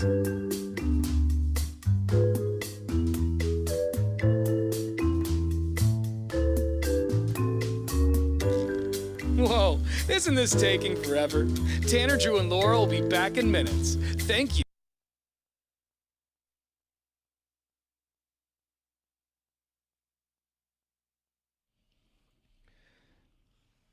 All right, is there like a simple task, something easy that a lot of people can do? Maybe everyone can do, but you struggle with it. You cannot do the simple task. We found out, Laura, yesterday. Well, I'll let you tell it, Laura. Yeah, I mean, first of all, I just want to say these days, maybe it's a simple task, but I do feel like it's not something that everybody can do. So I feel like most people can do this. I don't know, maybe not, but I think it's fading with time, but definitely Right. people your age should know. Yeah, at your age, you should know how to do Well, and this. especially with my upbringing, I should know how to drive a manual transmission. Yeah. And I do not. Laura cannot drive stick. I think, and I've been put in the position a couple of times. Oh, we've got to be do it. taught. So I think I could probably manage if I was like in a situation where it's like you have to do this or you're going to die. Like I think I could probably figure it out, but it wouldn't be pretty. We got to do it. Who drives a stick that can let Laura just blow attempt out to their drive transmission? No, you might not blow it out. You might stall it and I'll kill the stall it. car. I say we got to start strong. Put you right on a hill. I know. I'll roll right into somebody. You'll just stop the car likely and then pound the brake. That was always the moment I would panic is if I was on a hill and someone got really close behind me. I'm like, dude, do you know it's manual? Yeah, I'm not good at this. I always love the bumper stickers that are like, "Don't get too close. I drive a stick." Yeah. Mm-hmm. Now, the better you get at it, you don't roll back. But when you're fresh, because I learned on a automatic, and then my car was a stick. It was like right into the wild. So I remember being very frightened early on. Yeah, my first car was an automatic, but I learned on a stick. My friend Jeremy, he's not my friend anymore because he got weird. Drugs, Be like that sometimes. But we took me to a parking lot somewhere and let me drive his car, and it was a stick, and that's how I learned. And I was like a sophomore. I always feel like it's your zombie apocalypse skill, or the idea that someone's chasing you. You get in a car and it's a manual. Yeah. You got to be able to drive it. Yeah. What simple task do you struggle with doing? Laura can't drive a stick, and it blew my mind. 866-445-1059. I'm actually kind of embarrassed about this. I've mentioned one simple task that I can't do on the air before. I have a real problem with opening mail. I cannot open mail without ripping what's inside of it. It just doesn't go. Ever since I was a kid, How are you trying to open mail? Like a badger, apparently, because I just can't open mail without ripping the letter Yeah, but inside. like, are you opening the envelope like you put your finger in like the long ways, or are you tearing it the short ways? I think I'm tearing it the short way. Well, then like you just tap the mail down, and then you feel to make sure there's not something that you're ripping. Yeah. Listen, practice makes perfect. I've tried. I don't know what my problem is. I can't do it. Yeah, it's a sticky situation. Like when you with see, the mail. well, maybe we should try it sometime. I don't have a letter in here, but Yeah, next time we get one, we'll have you open it for like sure. you know when you get a bill with some of that little plastic on it so you can see through it. Yeah. Like those are the ones that I mangle. Do you just dig through that area with a finger? Get in there! Just like push a pencil through it. Yeah. No, I definitely do it from the side, but I don't know. It's just like I just can't open letters. I think I'm. You get one of those I think I have old-timey problems. letter openers. I know. All right. My grandpa definitely had one where. Yep. Is there a simple task you can't do, Drew? Beef water? Man, several simple tasks I can't do. Tying a shoe, still a challenge. Are you serious? Not true. It is. I have to think about it step by step every time I go to tie a shoe. That's why I looked and never tied. Are you serious? Oh, Is he wow. He serious? really does not have I wear shoe ties. I wear my shoes like a 7-year-old kid. You can't tie So, your shoes? is it that you can't, or you don't always remember the motions? It's hard to remember the steps. Well, tell me the steps. It's hard. You gotta make your rabbit ears, loop those around, and then it No, goes he's tying bunny ears over the log and then through it, right? over the log and through Yeah. it. Okay. You weren't taught that way. So I do. I No. cross it up, close it like over and Yes. under, and then I make one, wrap it, and go through. Same. That's what I Oh, we got to test you. Lost me already. We got to see me open some mail and watch Beefwater try to tie his shoes. I had no idea. You're a smart guy. What do you have? I can't believe you have trouble with your shoes. Life you must have skills. trouble with like patterns and life skills are a challenge. life skills. Are a challenge. I've got a daughter who's going to be 8 in a couple weeks, and we're working on the shoes right now. So maybe we'll just get the two of you together. There you go. Maybe she can teach you a thing or two. You That's teach fun. each other. Drew, what about you? What simple tasks do you just struggle with? It sounds like a weird thing, but it's just situational. I'm like the odd man out, but I don't know how to drive a boat. Now, a lot of people don't know how to drive a boat, but I have had access to a boat for 20 years and do not know how to drive a boat to the point where if it comes up where, hey, Drew, could you drive the boat? No, I cannot. And so my nephew, who is 17, he's got a boating license. My brother can drive the boat. My dad can drive the boat. What's the problem? You just don't want to learn, or no? I would like to learn, but it's just one. It's like the kid with the driver's permit.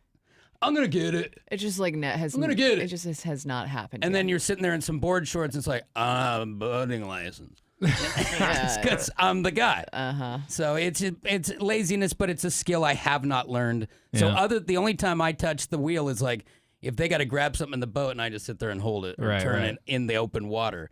They don't trust me to put that up to the dock. Well, what task do you struggle with? It's easy, it's simple for everybody else, but you're like, damn, I just can't do this correctly. 3049 sent a text in and says, I can't write legibly. It says, Oh, well, sign me up there, bud. I either type everything out or email. If I write in all caps, people can read it, but then everyone thinks I'm mad. That's It stop seems like yelling. Handwriting as a rule would be going downhill because nobody really. Yeah, my it's mom's generational. cursive is perfect. I see my mom's handwriting; it's like a My movie mom star has signature. Beautiful handwriting. Our parents could write the Constitution. Right. You know, it's that nice. 3258 says, it's okay, Laura. I can't drive a stick either. This text from 1912 says, I also cannot drive a stick. And I also, after getting AC in my life skills class, A's and C's in my life skills class for sewing, I have established I cannot sew. Oh, okay. I haven't tried sewing in a very long time, so I'm not sure I could sew either. Yeah, I mean, it's a relatively simple idea. You put a knot in the end of a string and you go back and forth, making it look pretty. Yeah. Is a different thing. I've sewed a handful of things, and I'm not good at it either. I mean, I can do it, but it doesn't look, like you guys said, pretty. It doesn't look professional. I feel the same way about ironing. Oh, okay. Ironing is a tough gig. Like ironing a button-up shirt. Seems like the simplest task in the world. It's kinda right? hard, yeah, 'cause Until you're halfway through and you start putting more wrinkles on the other side, Exactly. moving the thing around, and like it's just this you're chasing your tail the whole time as you take wrinkles Yeah. out and then add more. Then you let one side hang off, and then it falls. Yeah, I was gonna It's say so you don't keep both sides on the ironing board. You let one side hang off. Well, see, that's why we're working on these skills. Or you just hand the shirt to someone else and say, need help. What SOS. simple task do you struggle with? 9017 sent a text in and said, I struggle with punctuation. Yeah, Okay. which, especially as you get further away from school and everything's auto-correcting for you, Yeah. your punctuation and your spelling. The weird thing is every once in a while, if I ask a question, I'll end it with a period, and then I'll catch it, or Word will catch it, and there's a red line under it. But yeah, you're just not thinking like that. I'm just not thinking, man. Then for some reason, I put a period instead of a question mark. Interesting. So I think I'm having a stroke. This text says, I never trust a woman that doesn't know how to handle a stick properly. Oh, hey. Oh, well, the stick joke's coming out. All right. You don't burn out the clutch, you know what I mean, Laura? Well, I think we got to get a stick for Laura to try. Yeah. We got to find someone who drives a stick. Who drives one that can bring it down here and let Laura attempt to drive that thing? Because this is an easy lot to drive in. I mean, we have flat land all over the place. What could go wrong? And every car's just a little bit different on the sensitivity of that clutch. Yeah. You know what I mean? Like every How time high? you get into a different one, even though you know how to drive a stick, every car's not the same. Right. And you get that little jerky stall out. Feel like an idiot. More of your calls coming up. 98197 is our McLaughlin Chevrolet text line. You've been watching the Tanner, Drew, and Laura SpyCam video stream, powered by coffee, Jello shots, and depression. Please stand by. Tanner, Drew, and Laura will be back in minutes. So be patient, for f***'s sake.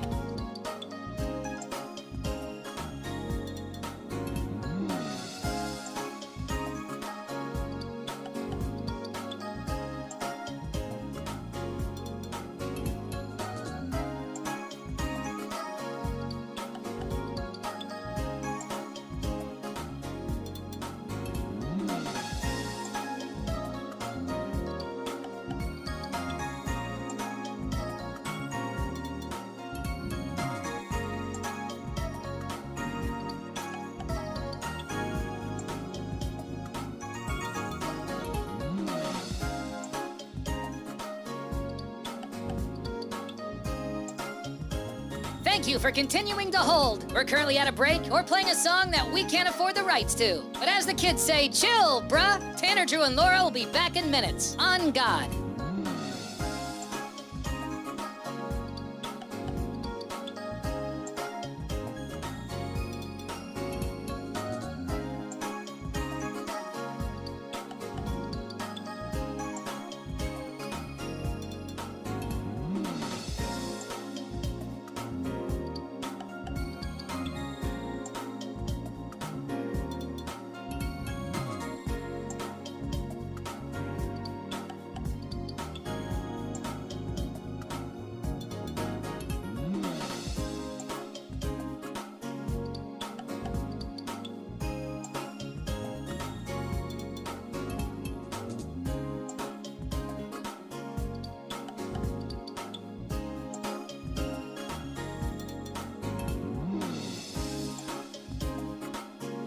Tanner, Drew, and Laura will be back in minutes. In the meantime, follow the show on Instagram and TikTok at Tanner, Drew, and Laura.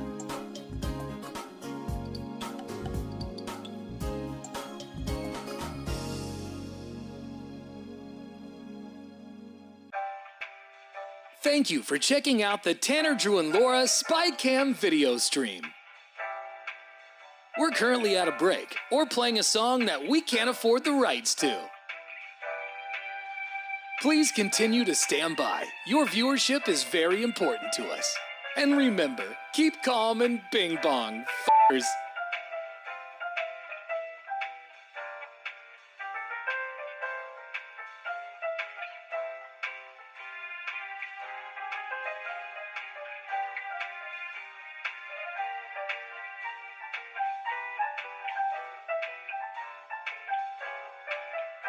Thank you for continuing to sit there like a big dum-dum. Tanner, Drew, and Laura will be back in minutes.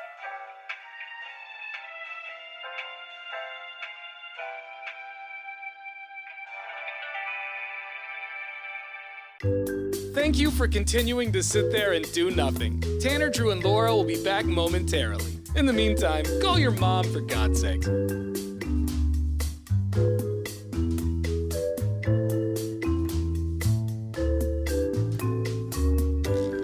Whoa, isn't this taking forever?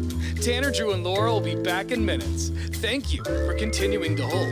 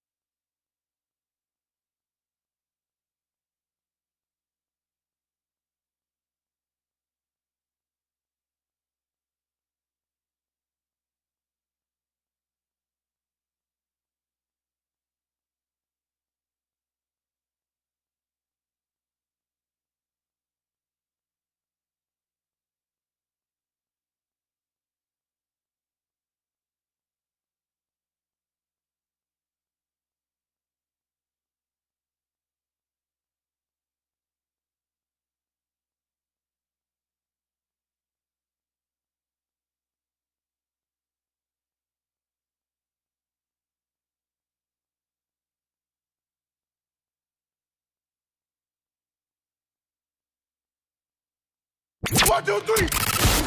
And now, Bruce Sports. Here's Drew. Well, the Blazers unofficially, have a new owner in Tom Dundon. He is the owner of the Carolina Hurricanes, and he's one of those guys that has done so well in this life that him and the other owners, they're not a bunch of old dogs, right? He's 53 years old. I look at him. Guy is 9 years older than me, and just the life trajectory is so far off. I got 9 years to make up buying the Blazers. And he looks like he's our guy, though, because he is a guy who wants to win. We need someone with passion who's not trying to nickel and dime away to a profit. I think he also has that added interest of being a sports fan, which is huge for ownership. So the city does have to figure out how we're going to fund this new arena, as the Blazers Stadium is 30 years old. So that is getting to a point where it's one of the oldest in the league. And while we feel like it's got plenty of mustard left on the dog, the league says otherwise. So the two sides will need to come together.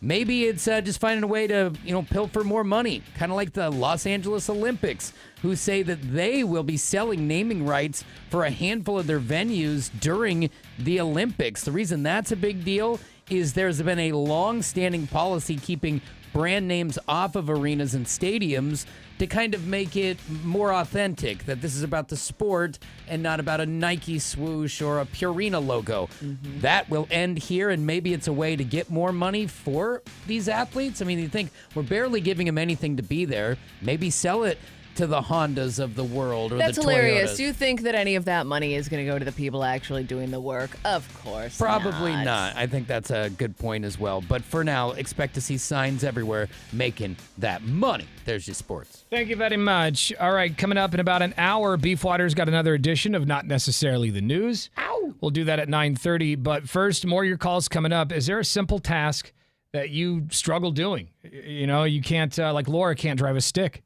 Mm-hmm. We are getting a lot of people, Laura, backing you up saying that they can't drive sticks either. So. Awesome. I mean, it is becoming like, we just found out, was it off the air, that sticks now are more expensive than the automatics are. Yeah, because they're being produced so much less. It's like, oh, you're an old school guy? Well, if you want this, you gotta pay up. Yeah. Top dollar. But one day you're going to get in an old truck and you're going to need to move. Mm-hmm. Yeah, I have trouble opening mail. I can't open mail properly without ripping the contents inside, and Drew can't drive a boat. Just slap that mail against the table and open them eventually. What simple tasks do you struggle with? 866-445-1059. Your calls after Zeppelin on The Brew. You've been watching the Tanner, Drew, and Laura SpyCam video stream, powered by coffee, Jell-O shots, and depression. Please stand by. Tanner, Drew, and Laura will be back in minutes. So be patient, for f***'s sake.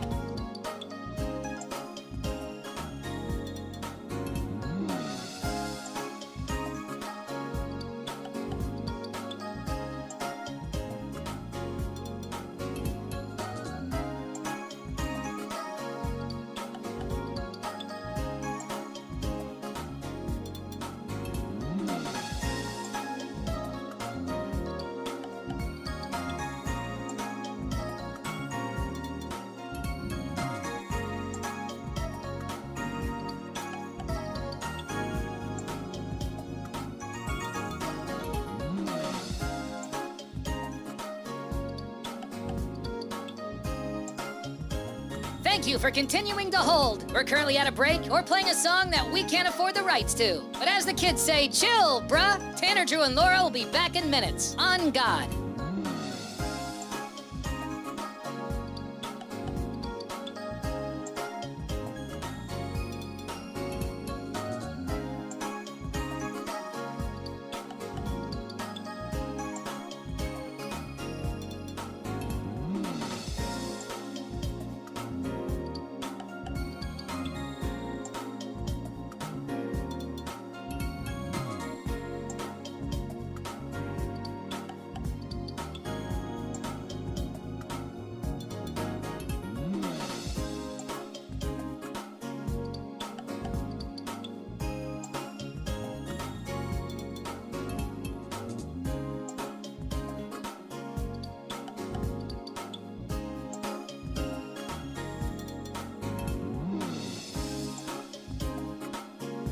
Tanner, Drew, and Laura will be back in minutes. In the meantime, follow the show on Instagram and TikTok at Tanner, Drew, and Laura.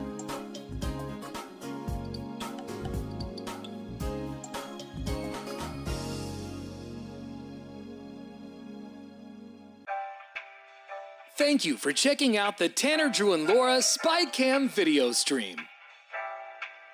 We're currently at a break or playing a song that we can't afford the rights to. Please continue to stand by. Your viewership is very important to us. And remember, keep calm and bing bong, f***ers.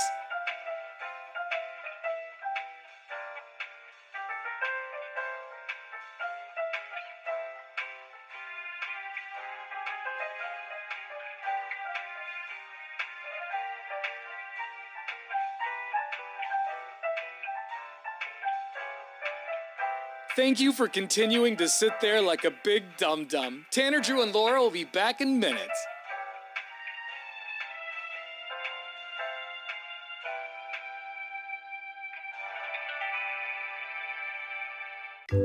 Thank you for continuing to sit there and do nothing. Tanner, Drew, and Laura will be back momentarily. In the meantime, call your mom for God's sake.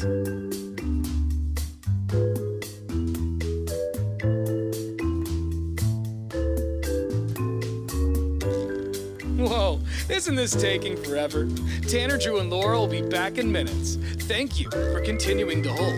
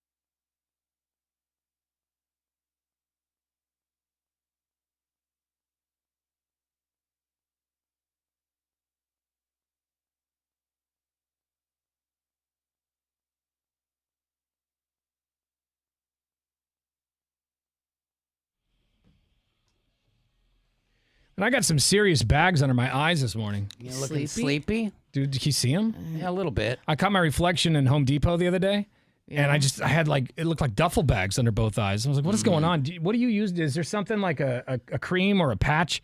Because I got like, it looks like big pouches under my eyes. Yeah, there's a cream. There's all sorts of creams. I mean, I usually don't use creams on my face. So many creams. And there are patches too, or like little, what I guess you call them what do you call them? The little things. Why are you asking us? That women put under their eyes. They like stick I don't know. on. Patch seems like a pretty good word for Yeah, it. patch. Eye mask. Yeah, you don't eye need all that mask. though. I mean, especially just get a little cream and just wipe it on there. You'll be all right. Just wipe a little cream on there. Yeah, before you go to bed or something. But Beefwater, you were Before right. you go to bed is always a good thing to do. I hit 40 and I just start falling apart. Telling you, it happens fast. I don't know what's going on, man. Embrace those eye bags. You remember the South Park episode the other day where I think it was Christy Nome they were making fun of, and every time she was on screen, like her face would start to melt.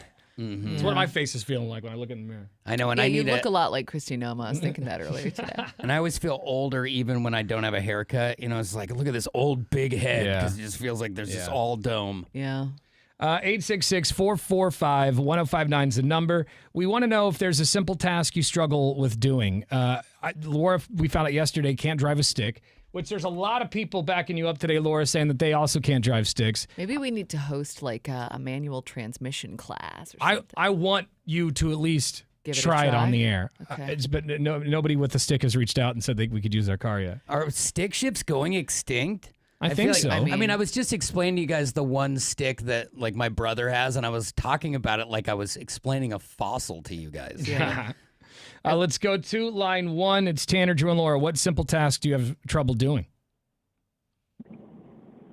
Yeah, it's not an everyday task per se, but but gift wrapping. I'm absolute trash at gift wrapping. I'm pretty sure my 12-year-old could gift wrap better than I can. I don't know whether it's patience or what.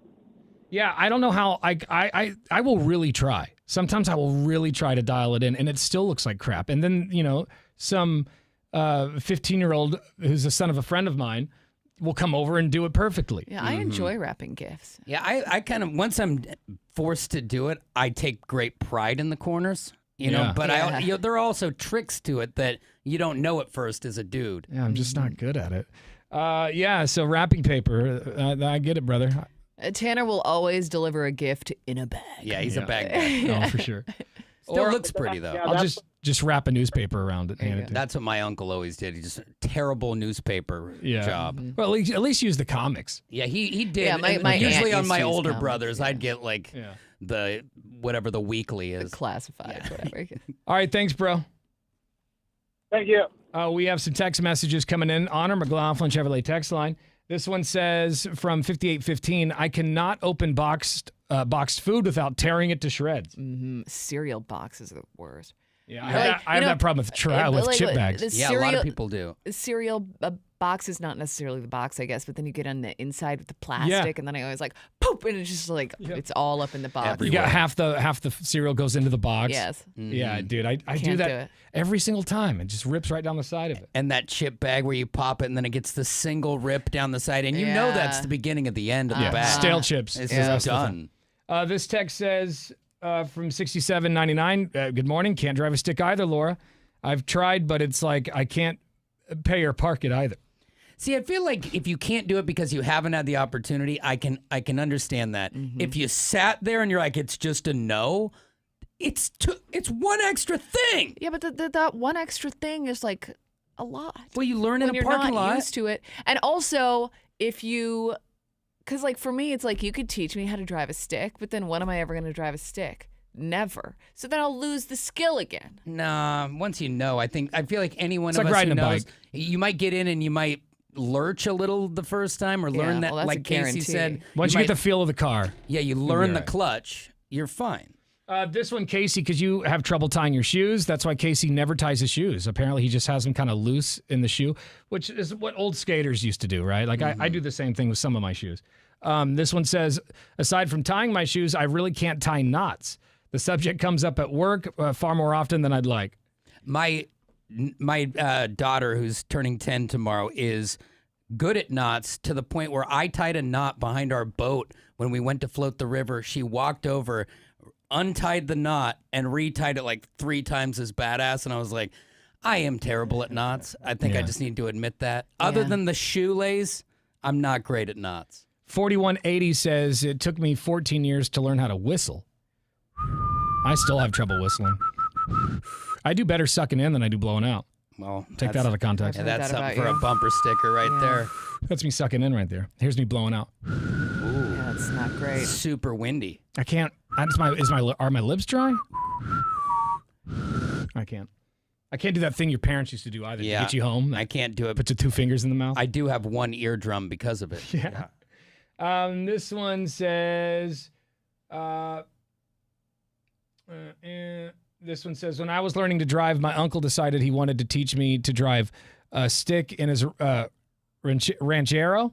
Ooh, he had a El Ranchero? It felt like my knee was in my chest with my foot on the clutch. I practiced it maybe twice and it never went back. Yeah. Yeah, it might not be the easiest car to be riding a stick in. I bet you looked cool, though. Yeah. Oh, hell yeah. It's a sweet car. We got some talkback messages coming in through our iHeartRadio app. What simple task do you have trouble doing? Is it tying your shoes? Is it, maybe it's reading? Jeez. Feel bad for you there. It happens. Here we go. Good morning, Bruce Crew. Happy Big Bong morning to you. Builder Bob here. Just one thing that I can't do, I cannot back up a trailer for anything. I've tried and I've tried. I can back up big trucks. I can back up cars. I can back up anything else, but backing up a trailer eludes me every time. I always put it like almost jackknife. All right, well, you guys have a good day. Keep on rocking, and like always, go Beefwater! Yeah, Beefwater, actually, you're pretty good at backing in trailers, aren't you? But it took a long time to get there, man, and it depends on the trailer. So what's the trick? Just you got to go slow. There's a couple different ways you can do it. You can either do the thing where you put your hand on top of the wheel and you guide it that way by looking directly out the back, or you go out the side window. And it's against the grain. I mean, it's a lot to explain right now, but all you have to do is get in a trailer, back up a little, see which way it goes, and then go the other way if it's going to jackknife. And it takes a lot of gravel and bark dust to get there, though. I find if the trailer's a little shorter, it also is a little more difficult because it turns so quickly and so easily. Yeah. It's like on a pivot. You barely have to move, and it will screw your whole process up. More talk. Then, see, that's the problem with people. They're turning too hard, and then next thing you know, they've knife jacked. And they're stuck. Or jackknife. Knife jacked is I like fun. knife jack. That's what happens in downtown after midnight. We got more talkbacks. Hey, Brew Crew. Been in construction for like 15 plus years doing flooring, carpentry. I can't do math in my head. Whoa. Yeah, you see, like I got a calculator. It's fine. I think your clients would probably appreciate that you use a calculator. If I see somebody doing math in their head, I'm like, nah, let's double check that. Yeah. I will sometimes count with my fingers, just like I did in school. I'll just go, 1, 2, 3, 4. And And I'll do that. Gets a job done. And sometimes I have to do that in front of people, and I hate it because it's like, what are you, stupid? Well, But a little, it is accurate. A little. But if I was doing like carpentry, I'd hit the calculator too. I mean, your fingers are pretty trustworthy, but I'd be like a foot short on carpet. Yeah. Oh, did we just not? It's just a habit I've developed, and now when I do it in public, I know I'm embarrassed, but not enough to stop. Yeah. You know what I mean? Like, Just let me finish real quick. Yeah. Hold on. Don't say anything. You're messing me up. You messed up my fingers. More of your calls and talkbacks coming up in just a few minutes. You can also shoot us a text message at 98197. I do want to tell you about the advocates. You've heard me talking about them before. They're personal injury attorneys, and these guys are Jedis. They're going to make sure that that the insurance companies pay you all the money that you're owed, because you pay these insurance companies every single month in hopes that they're going to take care of you when you need it. Because when you're recovering from an accident, you should be focused on your recovery, not the drama that all the insurance companies bring. I remember when I was in my accident, they lowballed me hard. I really wish I knew about the advocates then, but luckily you do now. Write the website down, advocateslaw.com. They've gotten over $100 million for their clients because they know what they're doing. They know what to say and what to do to these insurance companies to pay up. And that's really all you're asking for, just the money that you are owed. They don't get paid until you win, so you don't have to even worry about that. There's no risk to you. So reach out to them, advocateslaw.com. The next time you're in an accident, you're going to need more than an attorney. You're going to need an advocate. Tell them Tanner sent you, advocateslaw.com. That's advocateslaw.com. You've been watching the Tanner, Drew, and Laura SpyCam video stream, powered by coffee, Jell-O shots, and depression. Please stand by. Tanner, Drew, and Laura will be back in minutes. So be patient, for f***'s sake.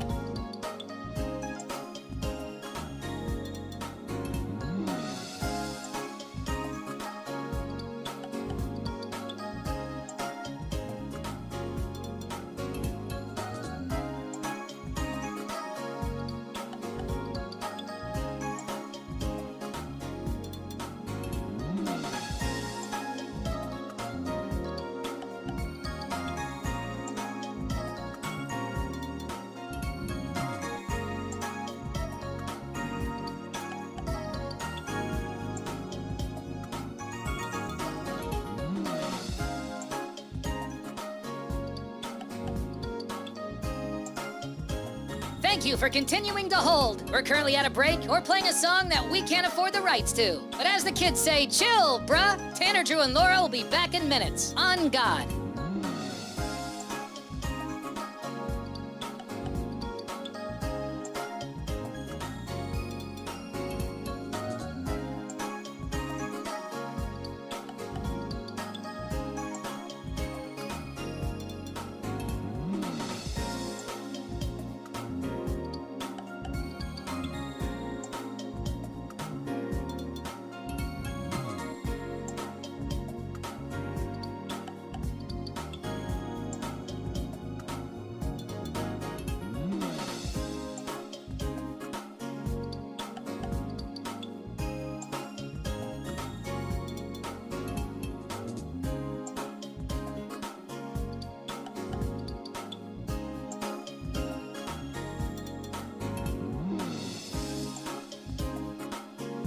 Tanner, Drew, and Laura will be back in minutes. In the meantime, follow the show on Instagram and TikTok at Tanner, Drew, and Laura.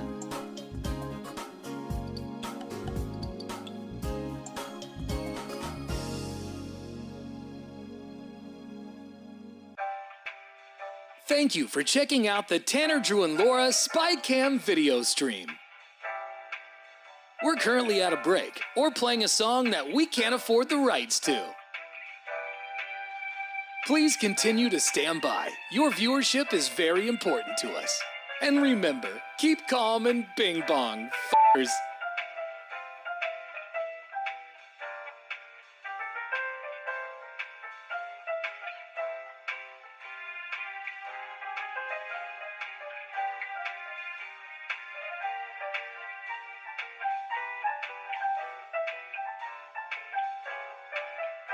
Thank you for continuing to sit there like a big dum-dum. Tanner, Drew, and Laura will be back in minutes.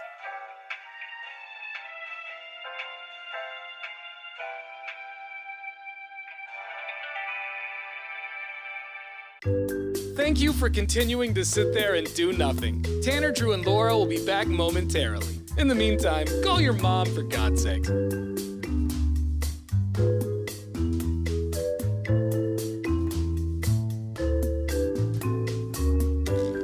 Whoa, isn't this taking forever? Tanner, Drew, and Laura will be back in minutes. Thank you for continuing to hold.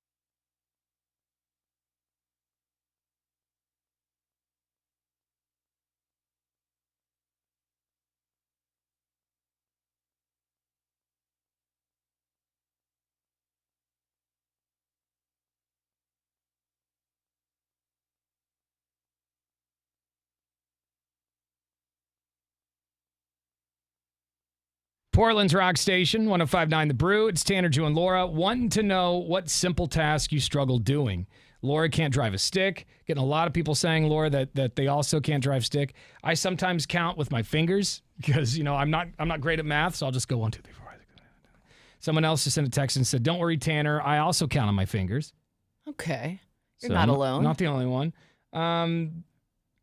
This one says, my last 3 vehicles have all been stick shift, so once you learn, it's muscle memory. That's what we were telling Laura. Mm-hmm. Yeah, you do it subconsciously. Even in traffic, that whole put in the clutch, pull it into neutral, back into second, back into first. You're just kind of, you don't think like, go into second, go into third. Yeah. And if there's a listener out there who drives a stick, I would love for Laura to try it on the air if she can actually drive one. That's right. So, maybe we could do it at a bacon and beer. Oh, okay. Yeah, after I've had a few drinks. Couple Let's of go. cold pops, Yeah. private property, baby. Yeah. This one says, he says, depending on where the next bacon and beer is, I got you on that manual car. So we're going to make the announcement on when and where our next bacon and beer is happening this Monday. Yep. I know it's been a long time since our last one, which was in February, but Monday, I believe at 7? At 7. Okay. Monday at 7 a.m., we'll be making the big bacon and beer announcement, when and where it's going down. So, yeah. This is the announcement that there will be an announcement. Yes. Can't wait. This text from 0875 says, saving money is supposed to be simple, but it ain't. Yeah. Yeah, that's true. I am not good at that either. Everything at the store is so shiny. Yeah. Another talk back through our app. Hey, Brew Crew, you were asking what simple task we can't do. I can't dance. I've been trying pretty much my whole life. I just feel awkward. I think it's because I can't see past my gigantic... All right, for God's sakes. For God's sakes. You don't know what he was going to say. I know, he was... Could have been feet. This probably was feet. He was talking about that guy earlier who had the big thing and he couldn't see the soap. Yeah, I know. I figured he's got to play on Joe. Play on it. This one says from 2411. It says, I'm still embarrassed to admit this, and my boyfriend gives me a hard time for it, but I don't know how to swim. Yeah, that's one that is tough, because there are a lot of people who don't know how to swim, and that could just cost you your life.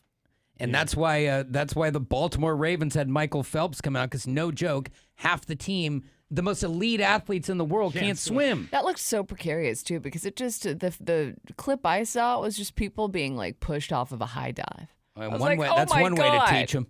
Yeah. Are they okay? Well, if you say you can swim and then you get pushed off the high rise and your arms wiggle, you're going to swim camp. Yeah. That's how that works. Figure it out real quick. More your talkbacks coming up in a few minutes. Coming up next, another keyword that could get you to Las Vegas to see our iHeartRadio Music Festival. Sammy Hagar will be there, The Offspring, Bryan Adams, and many more. And we're even going to toss in $1,000. Keywords right after Collective Soul. You've been watching the Tanner, Drew, and Laura SpyCam video stream, powered by coffee, Jell-O shots, and depression. Please stand by. Tanner, Drew, and Laura will be back in minutes. So be patient, for f***'s sake.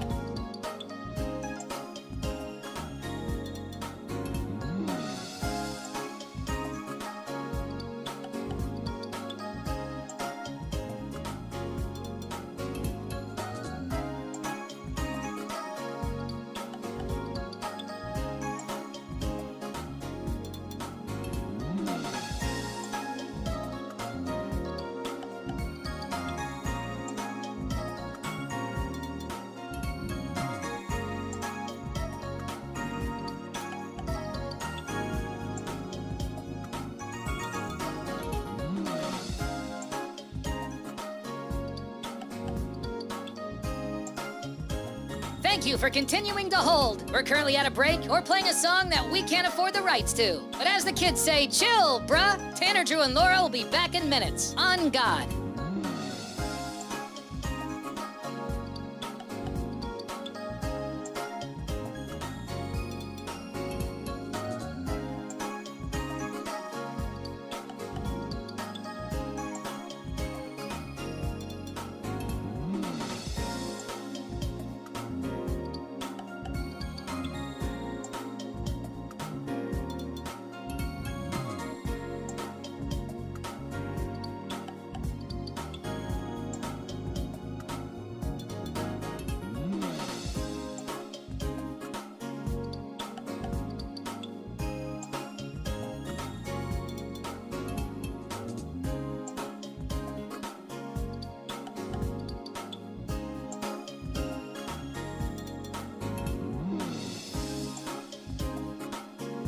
Tanner, Drew, and Laura will be back in minutes. In the meantime, follow the show on Instagram and TikTok at Tanner, Drew, and Laura.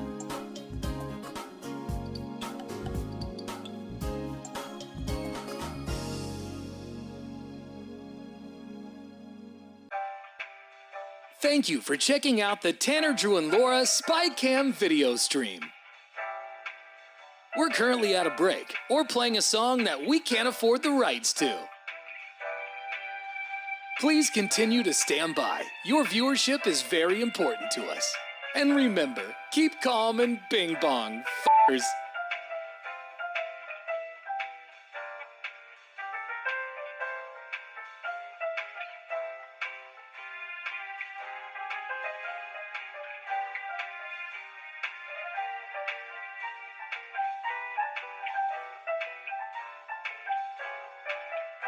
Thank you for continuing to sit there like a big dum-dum. Tanner, Drew, and Laura will be back in minutes.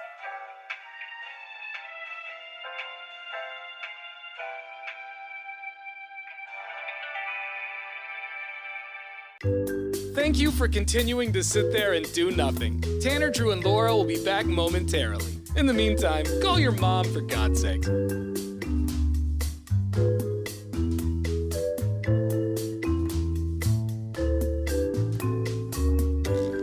Whoa, isn't this taking forever? Tanner, Drew, and Laura will be back in minutes. Thank you for continuing to hold.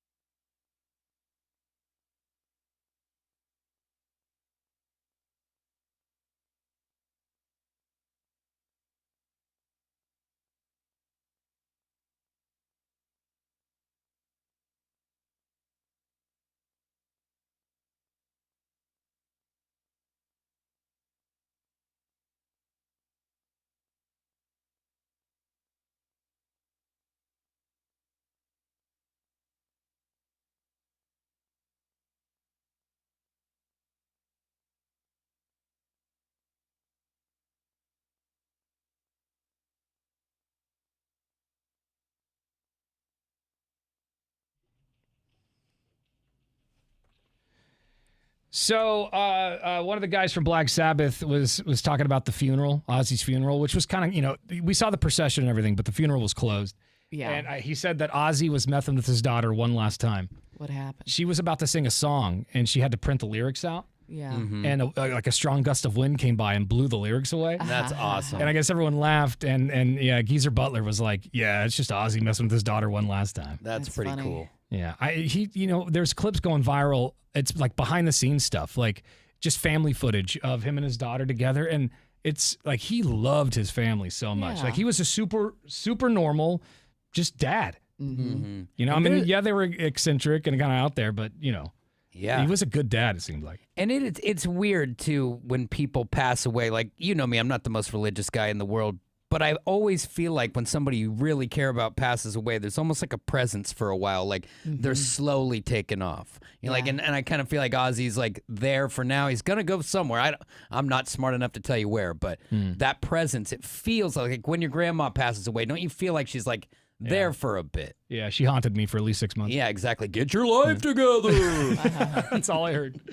I had to do witchcraft to get her to Yeah, go. that's It Grandma, took a I think lot. it's time for you to move on. Yeah, you're killing me right now. Yeah, but there it is. Ozzy. I can't wait for the biopic. I want an Ozzy movie just like Bohemian Rhapsody. Yeah, and I it's want gonna it to be be great. touching. I want the guy to win an Oscar. Who do you think's going to play Ozzy? I have no idea. I think it should be someone like Rami Malek, who isn't a superstar, but has acted and can act. Yeah. The person's got to be able to act. They can't be distracting as the character. Yeah, Right, for because sure. if somebody you know is the character, it's going to throw you off. So I feel like it's got to be someone you can do it, but isn't super famous. But And let's lean into the drugs. Let's do. not sugarcoat anything. I want to see him snorting ants. I want to see him snorting, I think... Eat that bat. Yeah, he eat the bat. He did all sorts of crazy stuff. I want all of that. Yeah, I want him in that heyday where he was uncontrollable. Yeah. Because he was all action. And during the credits, you can run actual real clips from the Osbourne's TV show. Just some of the best clips of him like yelling at the microwave or whatever he thought. Yay! Yeah.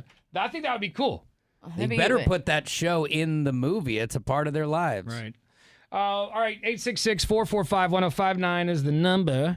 Coming up at 9:30, Beefwater will be back for another edition of Not Necessarily the News, talking about all the news stories that the mainstream media won't talk about. That's Minutes on the Brew. You've been watching the Tanner, Drew, and Laura SpyCam video stream, powered by coffee, Jell-O shots, and depression. Please stand by. Tanner, Drew, and Laura will be back in minutes. So be patient, for f***'s sake.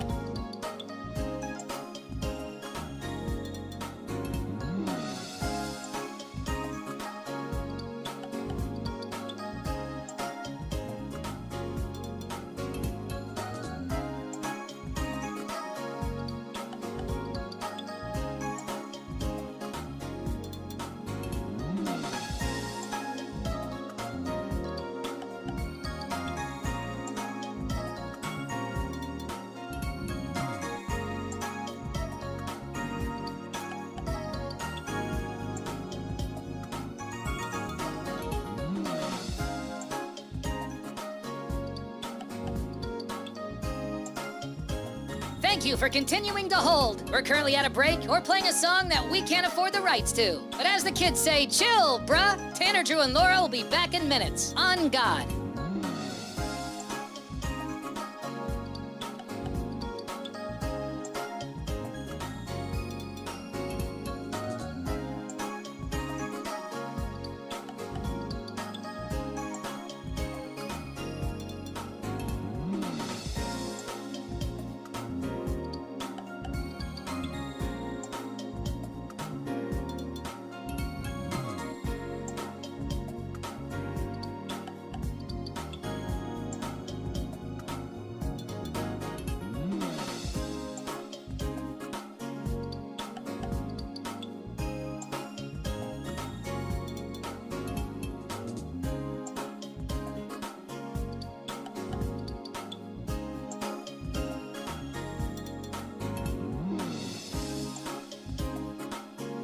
Tanner, Drew, and Laura will be back in minutes. In the meantime, follow the show on Instagram and TikTok at Tanner, Drew, and Laura.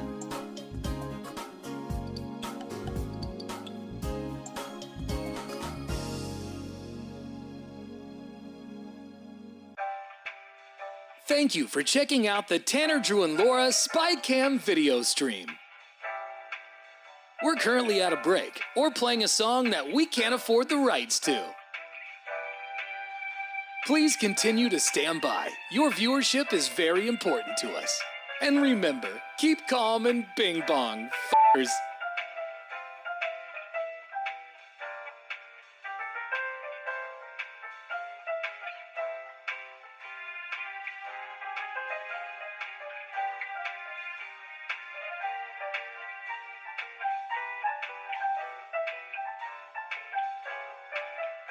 Thank you for continuing to sit there like a big dum-dum. Tanner, Drew, and Laura will be back in minutes.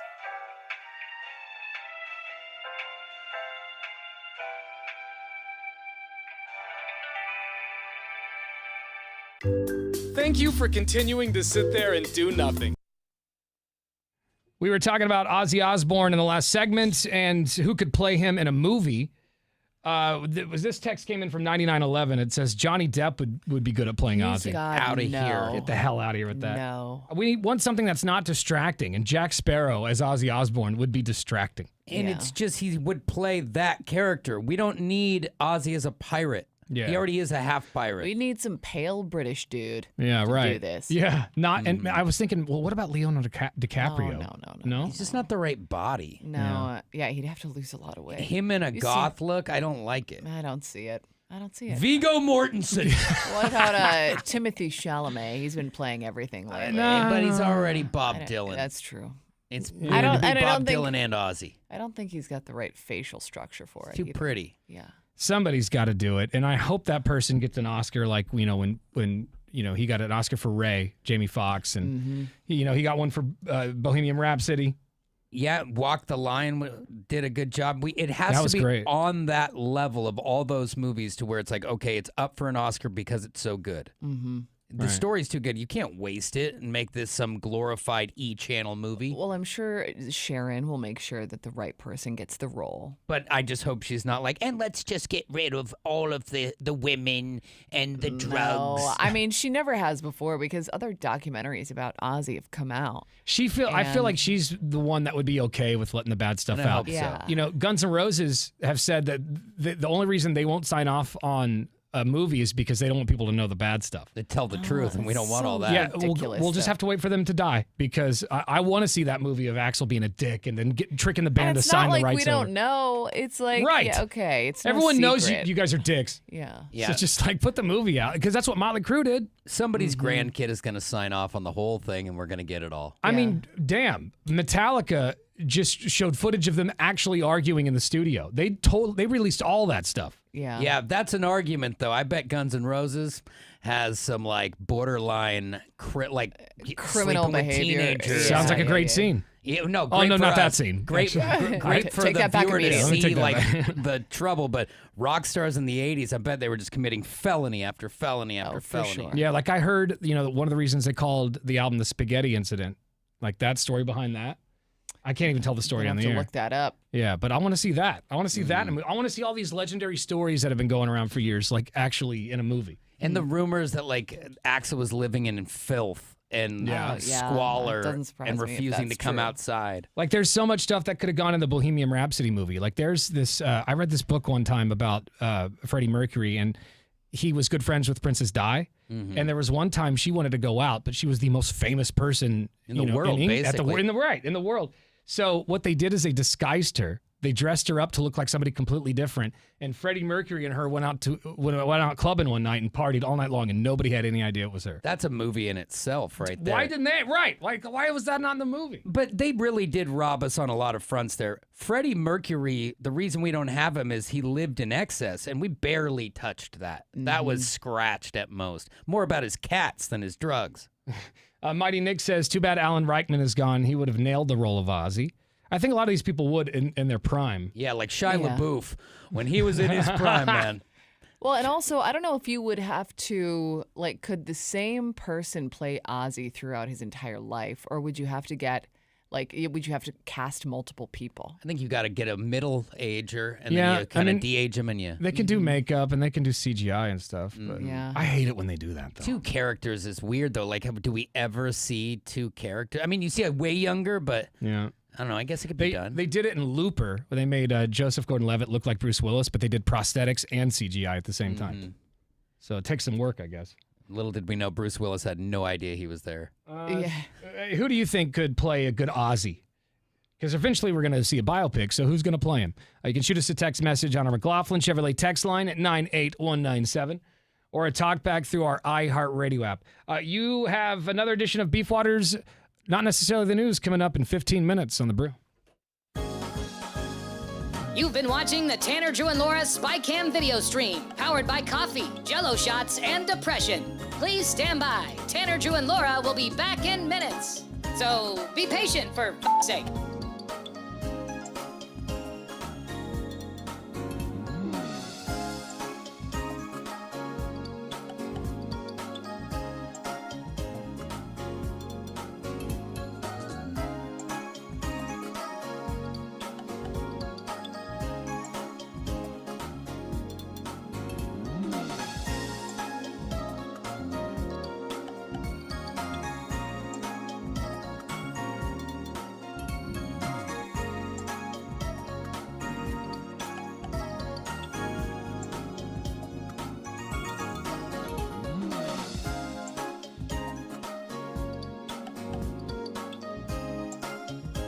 Thank you for continuing to hold. We're currently at a break or playing a song that we can't afford the rights to. But as the kids say, chill, bruh. Tanner, Drew, and Laura will be back in minutes. On God.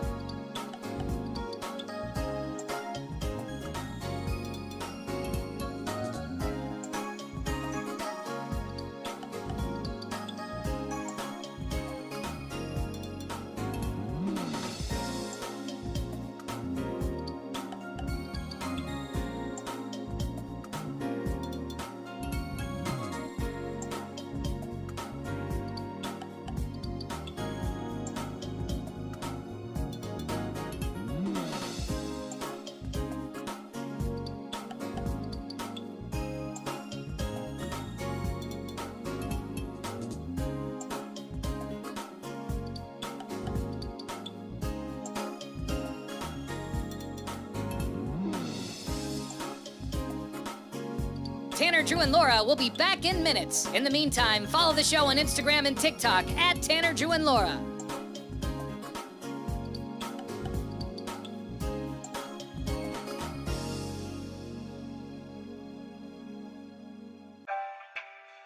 Thank you for checking out the Tanner, Drew, and Laura SpyCam video stream. We're currently at a break or playing a song that we can't afford the rights to. Please continue to stand by. Your viewership is very important to us. And remember, keep calm and bing bong, f***ers.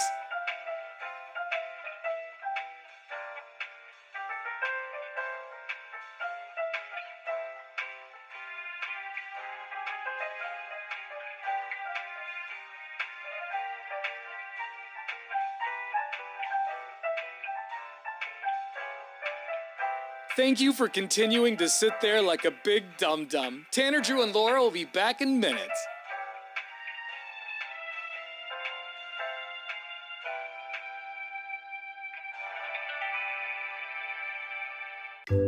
Thank you for continuing to sit there and do nothing. Tanner, Drew, and Laura will be back momentarily. In the meantime, call your mom for God's sake.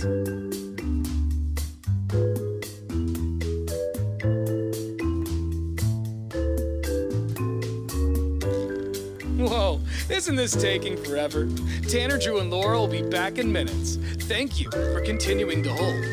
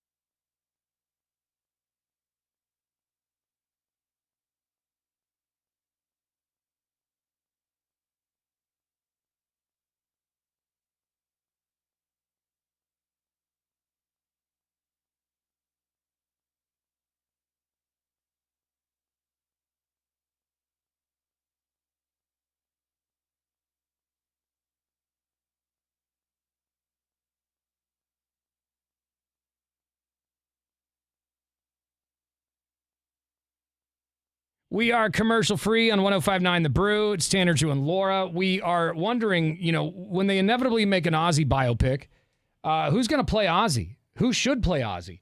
Personally, I don't think it should be anybody like super famous. Obviously, they got to do some acting. Maybe they were in some TV show a long time ago. Like you said, somebody who doesn't distract from the role. And then someone said, well, Johnny Depp would be a good Ozzy. No way. No. It would be so distracting seeing Johnny Sparrow as Ozzy. 15 years ago, I'd say Ewan McGregor, but the ship has sailed. 1829 just said Ewan McGregor would make a great... Really? A great Ozzy. I was just thinking in that prime, not all the way back to Train Spotting, but go forward like 5 years, he's the guy. Oh, well, I don't know. Train Spotting era would Pretty be Ozzy. an interesting Ozzy, yeah. We got a lot of text messages in from people suggesting who should play Ozzy, and the very last text message here is my favorite one so far. But first, this person says, from 1912, Bradley Cooper or Hugh Jackman have good voices for Ozzy, maybe. Too tall, I think they're a little too old, too. And Bradley Cooper, it wasn't a real character. He already did the rock star thing with Gaga. Like, it just, I don't think A Star Is do Born. it again. Yeah. And I can't see Bradley Cooper as Ozzy. What do you think of this? 0875 says, obviously it should be Daniel Radcliffe, who From played Harry Potter. Yeah. He's grown on me over time. I don't He's know not if a bad actor. I don't know if he could play it. Maybe he could. Maybe. He is British. This one says... Jack Black would make a great Ozzy. I love Jack Black, and he's got the voice for it. Maybe, but he needs to lose a lot of weight. Yeah, he'd have to lose a few pounds. And I don't know if his body even gets like that. He's just always been kind of a big bone guy. Yeah, but I right love now, him. it's weird because right now it seems like he's the biggest he's been in a long time. He seems to give zero craps about it. This one says they'll probably have Dwayne "The Rock" Johnson play Ozzy. If they do, I will never see it. And Ozzy's going to fight a skyscraper. Someone says they go, I nominate Russell Brand to play Ozzy. He's in court. Yeah, I think he's been canceled. Yeah, he's done for. I think the guy who played him in The Dirt looks like a great young Ozzy. He's in Righteous Gemstones too. Which guy played Ozzy? I don't know. Because there was a movie before. I don't remember. I'm not who sure played him though. Who played Ozzy in The Dirt? This guy says I keep thinking about him as Ozzy when I watch it now. Some are saying Bill Skarsgård. Oh, Bill Skarsgård. Yeah, he played the. Bill he played it. Skarsgård could. He play anything. Maybe because he is a little. But his face might not be right. Yeah, I don't know. He's kind of just like creepy. This is my favorite suggestion on who should play Ozzy Osbourne so far. This text comes to us from 2411. It says, "What about Joseph Quinn as Ozzy?" Joseph Quinn played what's his name in Stranger Things, who played the Metallica guitar and it was killing all the little aliens.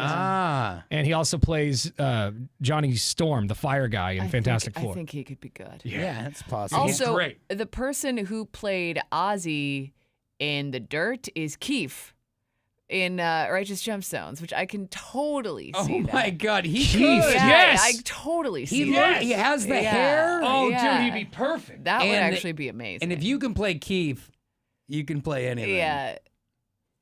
That guy was so creepy. I mean, the amount of work it takes to be that character. Watching Righteous Gemstones, I was like, when are these two gonna bang? Because it is just so awkward. When are these two gonna do it? Yeah, it got. Well, I mean, they took it all the way to the line of awkward before they got there. Yeah. So, all right, those are some good suggestions. But so far, my favorite is Joseph Quinn. I like that, or the guy from Righteous Gemstones. He looks just like it. Who do you think should play Ozzy Beefwater in a movie? Man, that's tough. We talking young Ozzy? Or? They got to be able to all do the Ozzies. They got to do the scope. I'm thinking they probably are going to have to be in their 30s for something like that. Yeah, 40 to something be able at the to latest. Do the young thing with some makeup and CGI, and the same thing vice versa. A little bit of Botox. No, is Chris Pine a stretch? No, he's not a stretch. I like him. But it would be weird seeing Captain Kirk as Ozzy. He's too pretty. I feel like his face is very similar, pretty. As Ozzy? Yeah. I guess the bone structure, maybe. Look at a young Ozzy compare him to Chris Pine. It's not that far of a stretch. You just got to turn into old Ozzy. Like you got to kind of like half look like a crow at the end. But I feel like at this point, Chris Pine could probably turn into an old geezer. He's at that age where he could play an old guy. Mm-hmm. He's great. I love him. Yeah, not a bad idea. Someone said Ryan Reynolds. Come on, too pretty again, and too distracting again. It needs to be somebody who isn't super famous. He has one type of humor. And he's like blonde hair, blue eye. He's Ken. He's not Ozzy. Someone said Tanner's shirt should play Ozzy. How dare you? There you go. Yeah. I'm wearing. It's too colorful. I'm wearing a very loud shirt this morning. It is. And I like it. I like it too. It's Loud Shirt Thursdays. I'm going to start making that a thing. Bring it. Yeah. Is this really loud? It is very loud. I noticed that. You said it yourself. It is a loud. I know. Like confetti. But I noticed that when I came in the studio this morning, Drew's the only one who complimented it, so I think Laura doesn't like it. No, I was kind of taken aback by it. I was like, wow, that is, whoa. Because I walked out of the studio and you came around the corner and I was like, ah! I didn't know. It was some bright flash. She thought I got shot in the face with confetti. Yeah, it's party time shirt. Yeah, so it looks like, you know what it looks like to me? Comic book bubbles. Like kind of, pow! Yeah. And then you have a little. It's got message old Batman feel. Yeah. Whatever. I hate you guys. I love my shirt. Yeah. Well, that's all that matters. That and a clown's necktie. You're right. Yeah. You're right. But it's extended. I'm never wearing this shirt again. All right, coming up guys. in a few minutes, we've got another edition of Beef Waters, not necessarily the news. One more, though. This person said Theo Vaughn should play Ozzy. Oh, for Negative. Get out of here with that. Yeah, those acting chops, those are on another level. Someone said ask ChatGPT who could play Ozzy. Oh, boy. Ask the robots. Stop using your brain. That's a good idea. I'll ask ChatGPT who should play Ozzy in a biopic. Ask it to chew my food when I it's can't done. get Keith out of my mind now. Keith's my guy. I think I'm going with Keith. If someone's going to, this ChatGPT says if someone's going to play Ozzy in a biopic, they need to nail three things: the broomy accent, or is it Brummy accent? It's thick and a little mumbly. Yeah, dirty British. The maniac but lovable, and the ability to be both a metal icon and slightly bewildered dad. Yeah, we know. So who's the person? Are they gonna give us any? Yeah, they gave us 5 names. Timothy Chalamet's at number 1. Okay, I was gonna say that, but no. Tom Holland, who plays Spider-Man, is at 2. Jack Lowden from Dunkirk and Slow Horses is at 3. Joseph Quinn's at 4. Okay. And Rise, I don't know how to say Rise Ifans. I don't know. He was in Nottington Hill and House of the Dragon. See, that's what needs to happen is you need a British, relatively unknown actor who has chops and is probably classically trained and can play a degenerate. Right. Yeah. That's who it needs to be. Right. More of your calls coming up. Beef Waters, not necessarily the news, is next on The Brew. You've been watching the Tanner, Drew, and Laura SpyCam video stream, powered by coffee, Jell-O shots, and depression. Please stand by. Tanner, Drew, and Laura will be back in minutes. So be patient, for f***'s sake.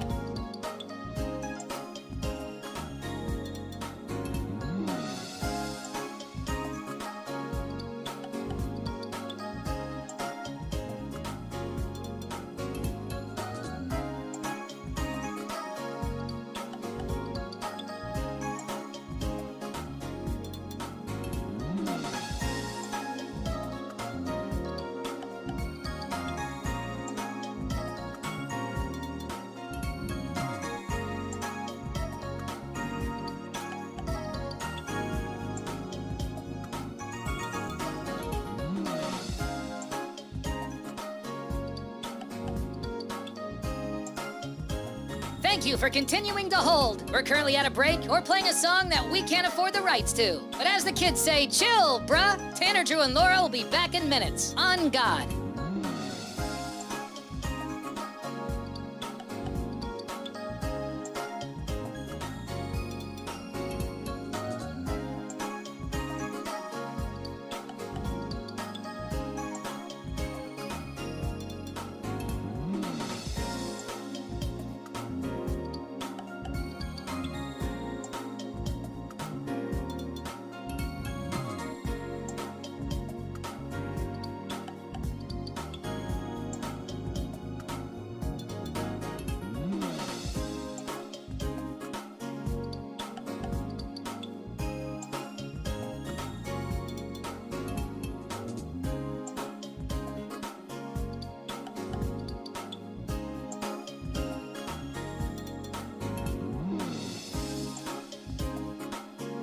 Tanner, Drew, and Laura will be back in minutes. In the meantime, follow the show on Instagram and TikTok at Tanner, Drew, and Laura.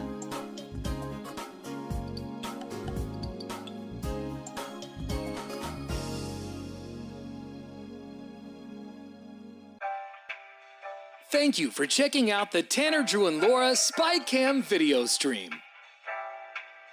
We're currently at a break or playing a song that we can't afford the rights to. Please continue to stand by. Your viewership is very important to us. And remember, keep calm and bing bong, f***ers.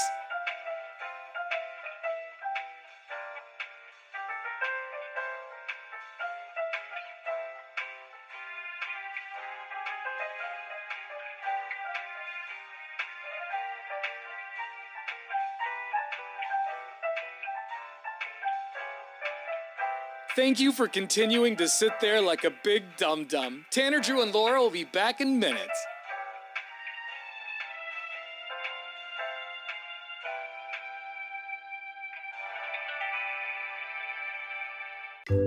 Thank you for continuing to sit there and do nothing. Tanner, Drew, and Laura will be back momentarily. In the meantime, call your mom for God's sake.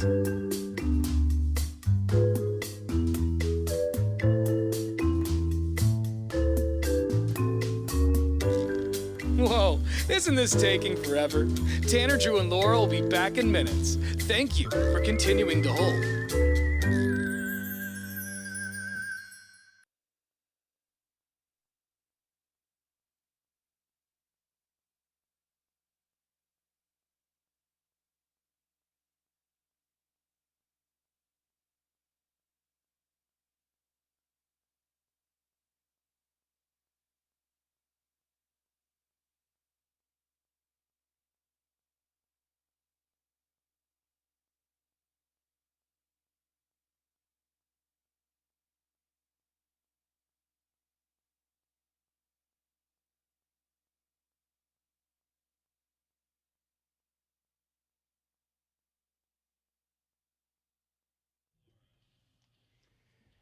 Oh my goodness gracious. Tomorrow is the last day for Tanner, Drew, and Laura's Blubber Burn. Beefwater, of course, is in studio with us. We're almost done, my friend. We are... You're I there. would say we're here, yeah. I guess technically it's today because we're going to go weigh ourselves today, and whatever we weigh today are the results tomorrow. Yeah. Are you fasting till the weigh-in? I was going to say you can't be gorging yourself before the weigh-in. Yeah, what's the plan, Tanner? I only ate once yesterday, so that wasn't my plan. I ate, when I got home at like 2:00, and I usually try to eat at 6, but I looked up at the clock and it was like 7:30, and I was like, oh, geez. Yeah. So I only ate one meal. So I did eat an apple last night, but that was it. Wow, so I ate one meal and an apple yesterday. So I don't know if that's going to help or hurt. But I think a lot of it is water weight at the end. Your body fat percentage 6 weeks in is going to be what it is. My mind might just not eat just on principle. Maybe a protein shake or something. But that's all I've had today. What about you, Beef? Any final moves to the finish line? Drinking some water, and I've been snacking like normal. So. Doing it. Yeah, the last couple of days have been a little hit or miss in regards to time and being able to eat stuff. You still going to the gym every day? Yeah. All right. At least you're doing that. You starting to get head nods from the lokes in there? I mean, the longer you're in there, they start broing you out. Yeah, a little bit. I keep to myself there. I don't really. Old man Casey's back. He doesn't like to talk to people. You haven't started chatting with the other naked men in the sauna? Or? Not in the sauna. The sauna feels like it is not a conversation zone. Yeah, okay. Yeah. Like it's just an unspoken rule that you don't talk to. I went in there last night and the lights were off. Whoa. And I had a quick 2-second this is weird. And then I was like, how many people are in there? Just one guy in a slapping sound. There's 4 dudes in there? 4 dudes in there. Sometimes, have you ever been in the situation where, and this happens a lot in steam rooms, where you cannot see in front of your face, so you end up tripping over people when you're trying to sit down because you're like, oh, sorry, didn't see you there. Stop. And the last thing I need is somebody else's butt cheek on my thigh. Yeah. Some naked guy sitting It's on your like, lap. bro. Well, today we're going to go weigh in. Tomorrow's the last day. And at 8 o'clock in the morning tomorrow, we're going to find out who the winner of the Blubber Burn will be. Will I have to have a tarantula crawl across my body, or will Casey have to show his toes? I believe we got a bunch of text messages yesterday at the end of the show because we were talking about the timing, like how long the tarantula is going to... have to crawl on you, and you were insisting on 30 seconds, and then I agreed to 45. Well, that was never a there debate. was a thing though, because we said a minute, he said 30. We agreed on 45, unless there was an uprising. And there was. There was like 6 people. That's enough. That's 6 a lot is of a people. pretty It's not good an haul. uprising. That is a small gathering of protesters, and I don't care about that. That's a Enough. picket line, Enough and I to- will cross it. Enough to overthrow you. No, You know, I'm fine with whatever the Drew, whatever the stop. people feel. No, 60 you seconds. stop. You stop. No. All right. You've put us through a lot. I think you need Oh, 60 I seconds. put you through videos, you pansy. Yeah. hurt. 30 seconds of hell video. Those videos. And Those we videos deal hurt. with it. We Yeah, deal but this with is it. real, all right? I have arachnophobia. You don't have care. arachnophobia. Yeah, but spiders aren't dangerous, so you can deal with it. Well, they are dangerous. No, This they're one, not. the tarantulas aren't necessarily dangerous. Also, we but- saw a video of you today putting a snake down someone's pants. which, by the So way, you can see that video at you 1059thebrew.com. can deal with 60 seconds of a tarantula. That video is still funny all these years later. Yeah. But you know, hate what you are sometimes. some of the messages? Do you still have them? Because I feel Of like course there he was They're a- on page there, 2. There was a big Well, let me chunk. scroll up. No, we're We're on a new page. You Like, heard I me. can't. My finger is tired. I We've- can't scroll up with this mouse. we've had a lot of text today. Why are you being so I'm just saying. I think it's- aggressive? Like, I want you to read what some people have said. They all said they wanted me to do 60 seconds. Yeah, all right, I don't so, remember what they okay. said that they wanted that. Okay. But that was like, again, a small group of people. So. And it's not really fair to bring it to a vote because you know what will happen online. Yeah, the They'll fact say that I'm Yeah, so give the people what they want is You all I'm should- saying. I think you should be grateful that I'm doing it in the first place. If I lose. If I lose. Yeah, that's just, yeah, exactly. So yeah, if you Beats don't just lose, chilling then like this he's isn't- planning his punishment. What if you just threw some times in a hat and you picked one? No. No, I'm not. As in Maybe- 45, yeah, but 2 maybe, minutes. Maybe you Yeah, luck out and you get a 15 second. No. 45 or up. We're not doing 15. Well, What? you No. gotta make it. You gotta make it worth the gamble. That would be amazing if there was a 2-minute one in there and a 15. But it's a little late in the game. 15 here. A little late minute. in the game. Now we got a bunch of talk or text messages coming in yeah. because Nice. of They're Laura. congregating at the top. This one from 9985 says, I think a minute should be fair considering you've been staring at Beef's toes for a few minutes. No, that I don't know. I mean, we are going to be. We would be posting his toes online, Yeah. Right. which is pretty brutal. 1184 says, I vote for one of. Oh, he's talking about the Aussie thing. All right, let's go to Jason. Good morning, Jason. Good morning. I am going to join the big uprising to say 60 seconds. Yes, thank you, Jason. Thank you, Jason. God. It's now time for Beef Waters, not necessarily the news. I like it. Yes, Beef Water. All right. What's not in the news this week? Oh, all kinds of stuff. Starting off with a tigered man who is about to have a tarantula sit on his arm for 60 seconds. Tiger man. Sounds local. Yeah, All right. Very nice. He needs some milk.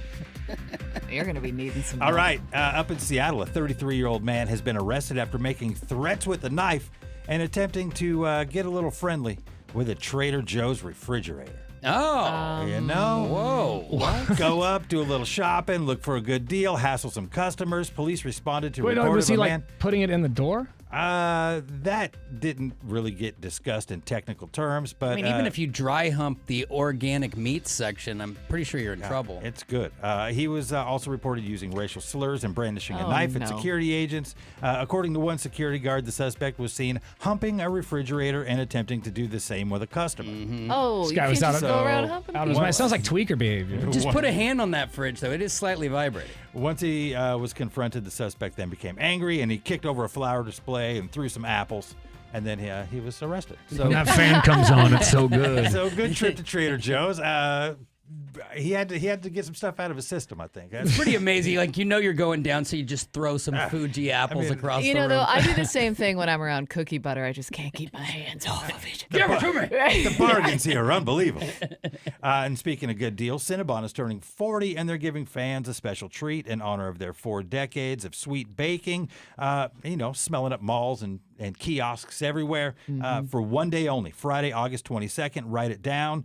If you're a rewards member, you can score a classic cinnamon roll for the original price of what? How much did you guys say an original Cinnabon 59 cents. was? Whoa, 25. 25 cents? Yeah, 50 cents. 25. I'll say $1. Ooh, Tanner's closest. $1.25. And it's For one of ballooned those up to big $8. ol'- Can you believe that? $8 for a Cinnabon? Allegedly between $6 and $8, but I've always found them to be around the $8 mark. I want to say when I was buying them when I was younger, it was like $4 to $5. Yeah, there's Fun fact, the fact that you can smell them all over the mall, it was an accident the first time. The fan wasn't working efficiently, and the place was packed because all you could smell was it. So then now they put in a softer fan so you smell Cinnabon on purpose. I appreciate the gimmick. And if you want to really throw it back, Cinnabon is releasing a retro-inspired limited edition backpack, and it is even designed with a cinnamon roll pouch that you can carry in your backpack. Very nice. So you can't go wrong with that. They're all, wow, lunch! And last but not least, a known crossbow enthusiast was found in his home by local police following an emergency phone call.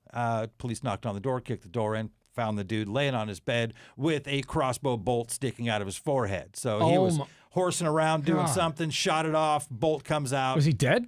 No, he was alive. Dude, that's a story. To the hospital. You got a freaking arrow in your face. Yeah. Bro. Evidently, he was still awake. He could move his eyes, but he was unable to turn his head. Wow. And, he went in fully conscious, just mumbling, sounding like Ozzy a little How bit. do you do that? Crossbows are so big and like unwieldy. How do you? It seems like like the bolt came out, and it sounds like it ricocheted back and clocked him in the forehead. Man. Jeez, I bet that hurt. Glad he's alive. Dude, crazy thing, though. And he laid there for 2 days, unable to call anybody, and had no food and water. Just laid there 2 days with a bolt out of his Why forehead. did the police go over there again? A family member called to do a welfare check. Thank God. Oh my God. Thank God. Yikes. Can you imagine just laying there, you can't move, and you got an arrow sticking out of your face? And he's probably soiled himself. Yeah, 100%. Yeah. Oh my gosh. Hey, listen, that's what you get when you horse around with crossbows. I guess so. Gotta be Safety careful. first. All right, thank you, Beefwater. That's the news. Not necessarily. Yeah, though. you should say that's not the news. That's not the news. There it is. All right, coming up in a few minutes, we will tell you what's trending. Hang on.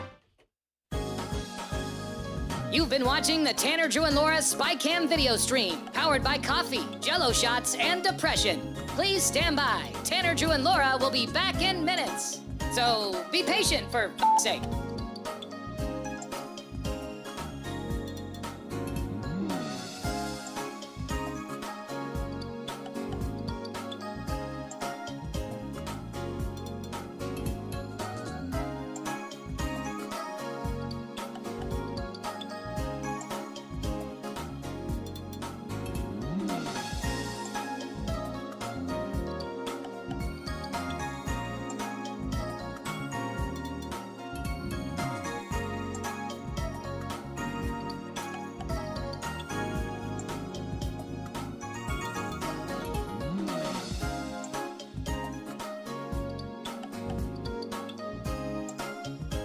Thank you for continuing to hold. We're currently at a break or playing a song that we can't afford the rights to. But as the kids say, chill, bruh. Tanner, Drew, and Laura will be back in minutes. On God.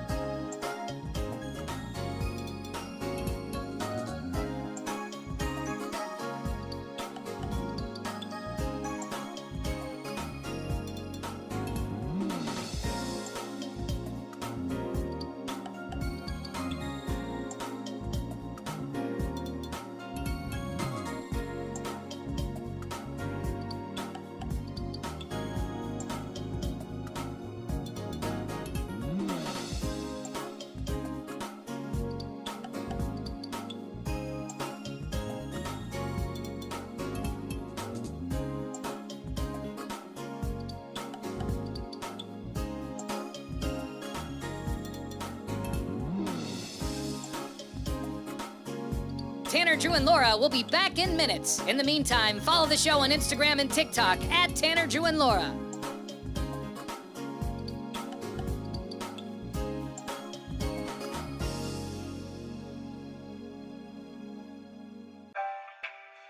Thank you for checking out the Tanner, Drew, and Laura SpyCam video stream. We're currently at a break or playing a song that we can't afford the rights to. Please continue to stand by. Your viewership is very important to us. And remember, keep calm and bing bong, f***ers.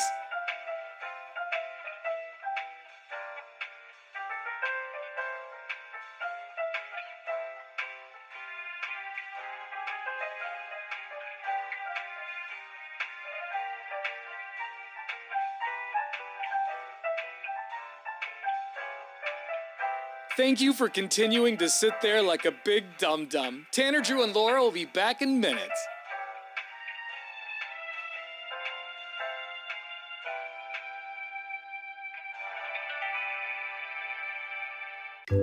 Thank you for continuing to sit there and do nothing. Tanner, Drew, and Laura will be back momentarily. In the meantime, call your mom for God's sake.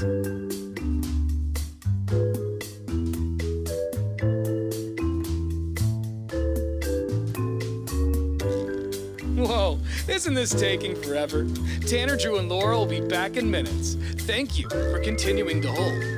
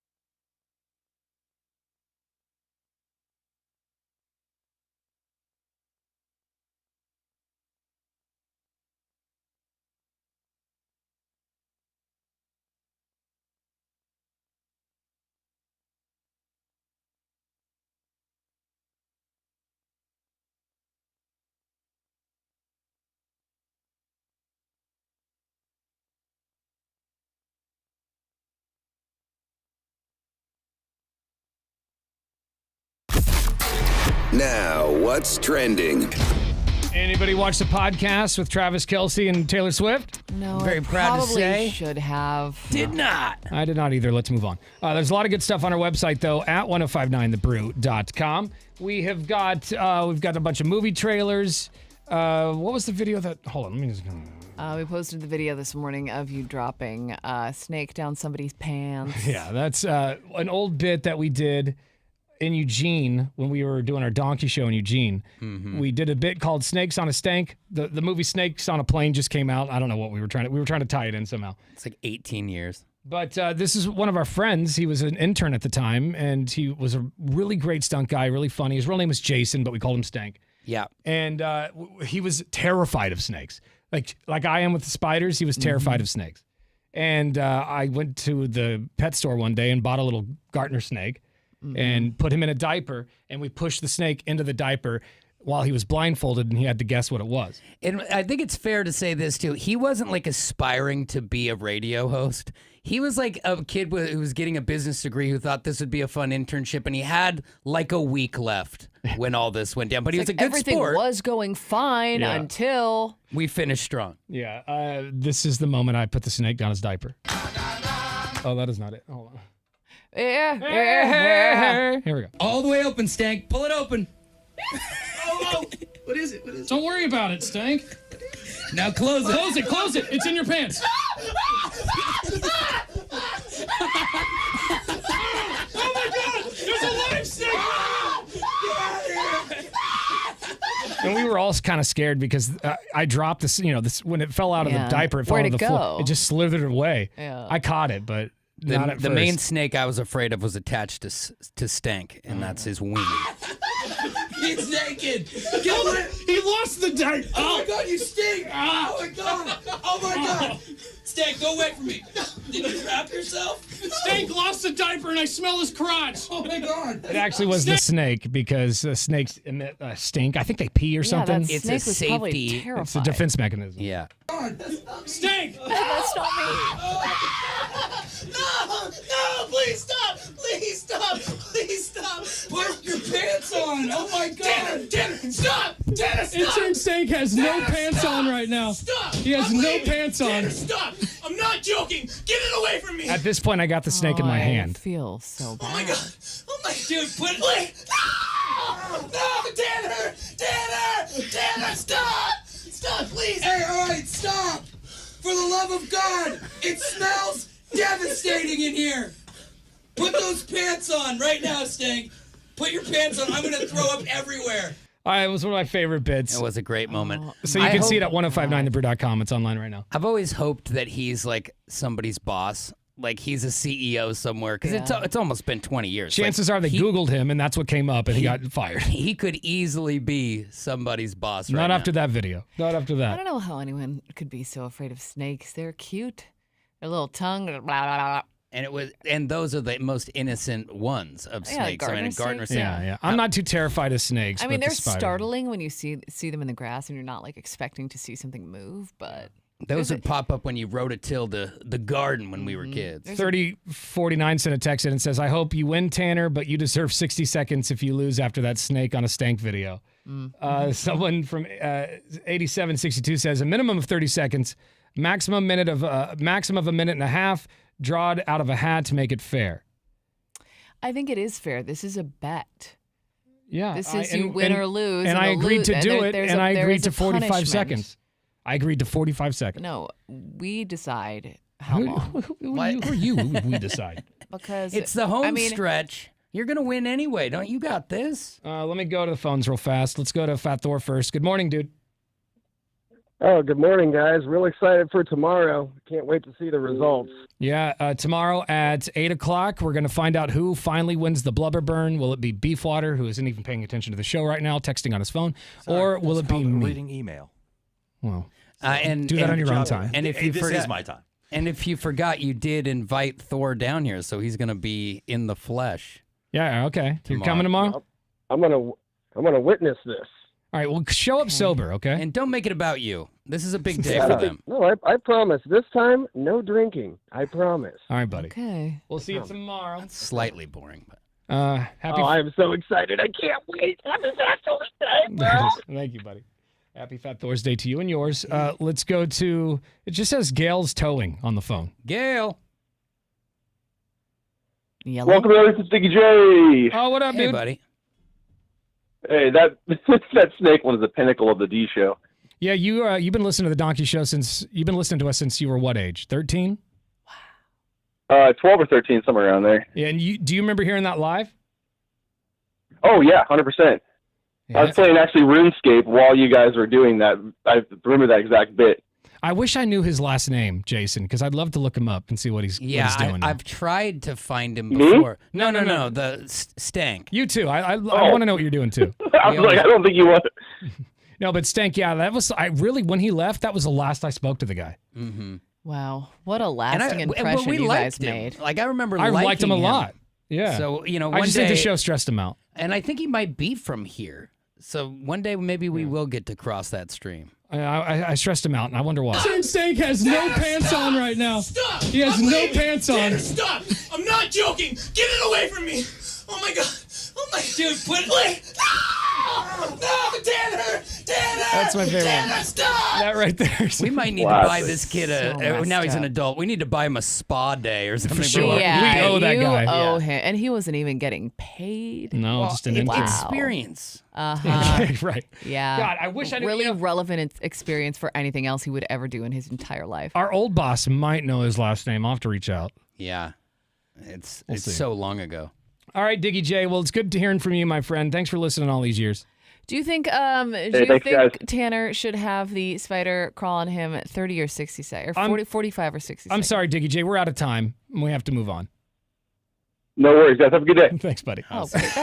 All we had to say was 60 seconds. He's known us since he was 12. His alliance is with me. Yeah, exactly. And whatever. Don't try and I don't want to piss off the network. All right. But Fair honestly, though, I'll give it to Laura. What do you think? 60 seconds or 45? 60 seconds. 60. Okay. 60 for Diggy J. Diggy, I thought you were my Not friend. hearing a lot of 45s. All right, I'll see you, buddy. Nope. All right, I'll do 60. Fine. See you later. Screw Look you at guys. that. I'll He's do it. doing it. I'll do If 60. you lose, Mama didn't raise his own bitch. 90. And the both Calm of you it guys, down. the both of you guys are gonna go do your final thing here in a couple hours, and I just want to say I'm proud of both of you. Yeah. Also, we're talking about this like I'm going to lose. We don't know that until tomorrow at 8 a.m. I'm just trying to get the details. We don't know. Just in case. I honestly don't know who's going to win. Whatever it is, I think it's going to be close because Beefwater's been working very hard. I've been working hard.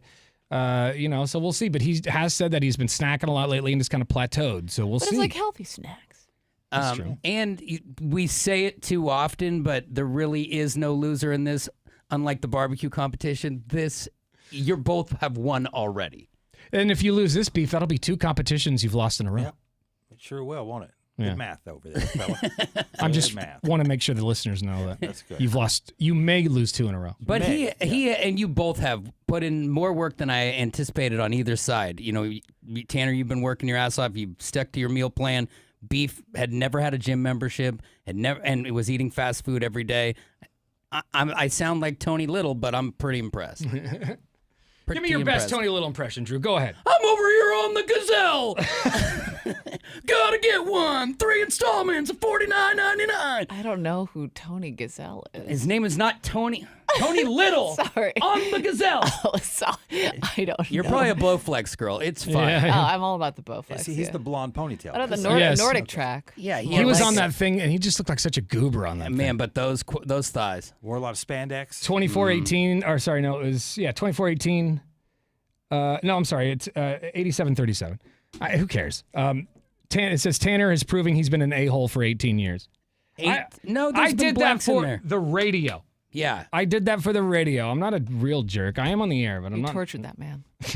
He was fine. He was okay. I mean, you think about it; it's temporary. He was a bit traumatized, and he did leave that day. I believe after that bit, he did leave. I think we're gonna you should head home. But he came back. He He is a really cool guy. I just wish I knew his last name. So Yeah, it's just like everyone when you get to your high school reunion, you're like, was I a dick? You just want to hear him say no, and then we can all get on with it. But more oftentimes than not, they'll be like, well. So anyway, about those Blazers.